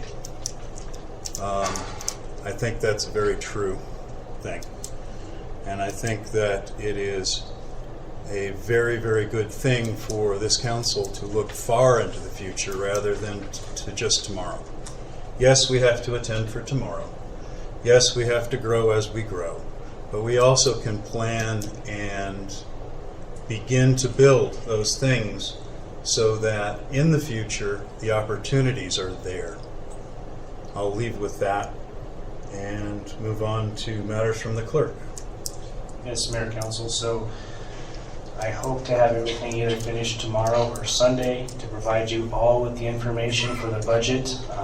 It's not something I can just snap my fingers and there it is. I've got to compile everything. I also still have to finish compiling the quarterly reports, get all of that up. So I do apologize if you're not getting the information in the speed you'd like. I'm trying to get it to you as quick as I can. So like I said, hopefully I'll have everything either tomorrow or Sunday for you.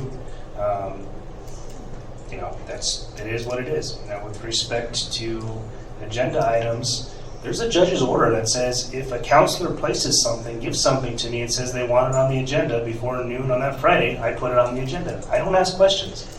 So I find it, and I take it a little bit personal and offensive, that you want me to proof the information that you're providing when there's a judge's order that says, if this comes in, this is what you shall put on. You know, I have always tried to take pride in my work and follow the orders. The way the mayor council form of government is set up, the majority of the governing body makes a decision. It goes to the mayor. The mayor then directs me to do what I do myself and the rest of the staff when it has to be done. So when it's a divided governing body, you make it very difficult for me to do my job. And to point out, to do accusations, and I've sat here countlessly listening to you speak against staff, speak ill against staff, and then you wonder why people don't want to work with any of you. That is not the way it's supposed to be. You know, so I would like you guys as well to recognize the way the current form is set up and respect that. I don't try and do something malicious. I follow my chain of command. I follow the rules that are set forth with our form of government. That's all I have. Next is calendar review. First is movie night.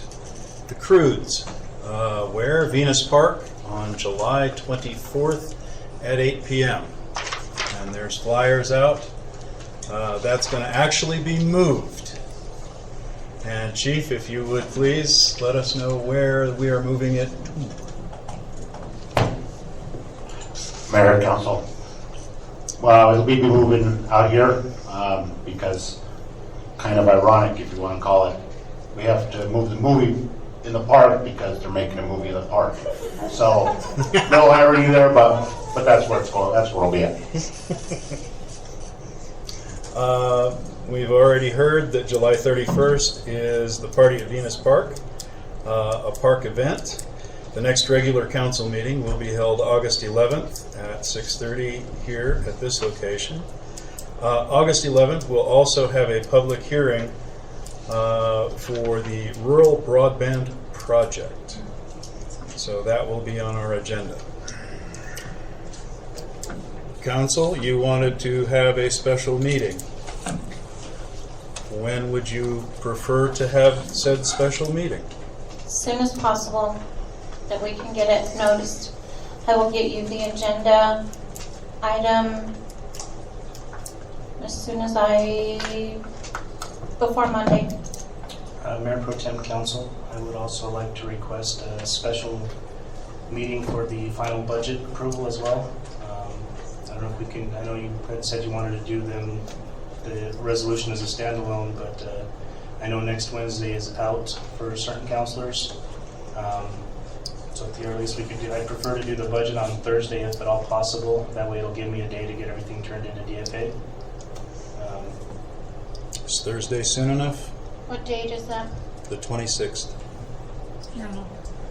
Or, no, oops, wrong month, 29th. Sorry. 26th is Monday. I can do Thursday. For me, Thursday the 29th, 6:30 will work. Do we want to do it at 6:30 or earlier? Or we're sure of the 29th. I'm available anytime on the 29th. I will make myself available.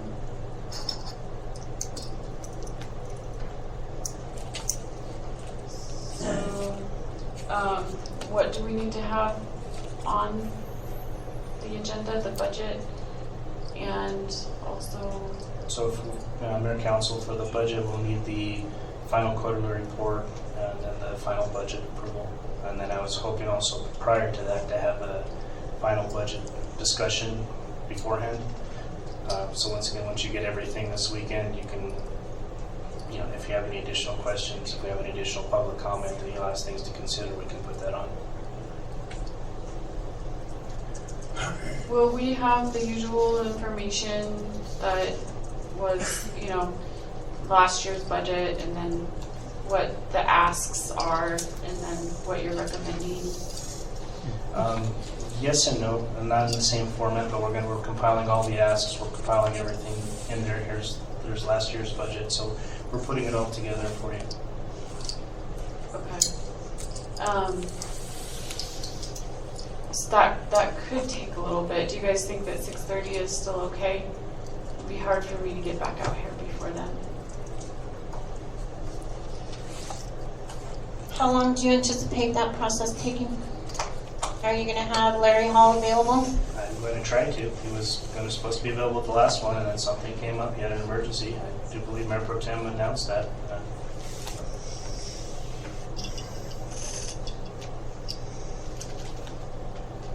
So an hour? 2? I don't know, Council. That's going to be your call. It's going to be your meeting. I think the budget discussions deserve quite a good bit of discussion, so I think an hour would be amazing if we could get it done that quickly. I'm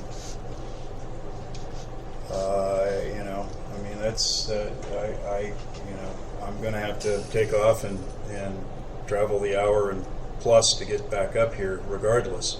So will what time. 6:30 work for you? It would certainly work for me, but I would plan on burning some midnight oil. That's fine. And we will compile an agenda for Thursday, the 29th at 6:30 for a special council meeting. Next item on the agenda is a motion to adjourn. I Mayor, move we... make a motion that we adjourn. I second. All in favor? Aye. Aye. Thank you, everyone. Have a very good evening.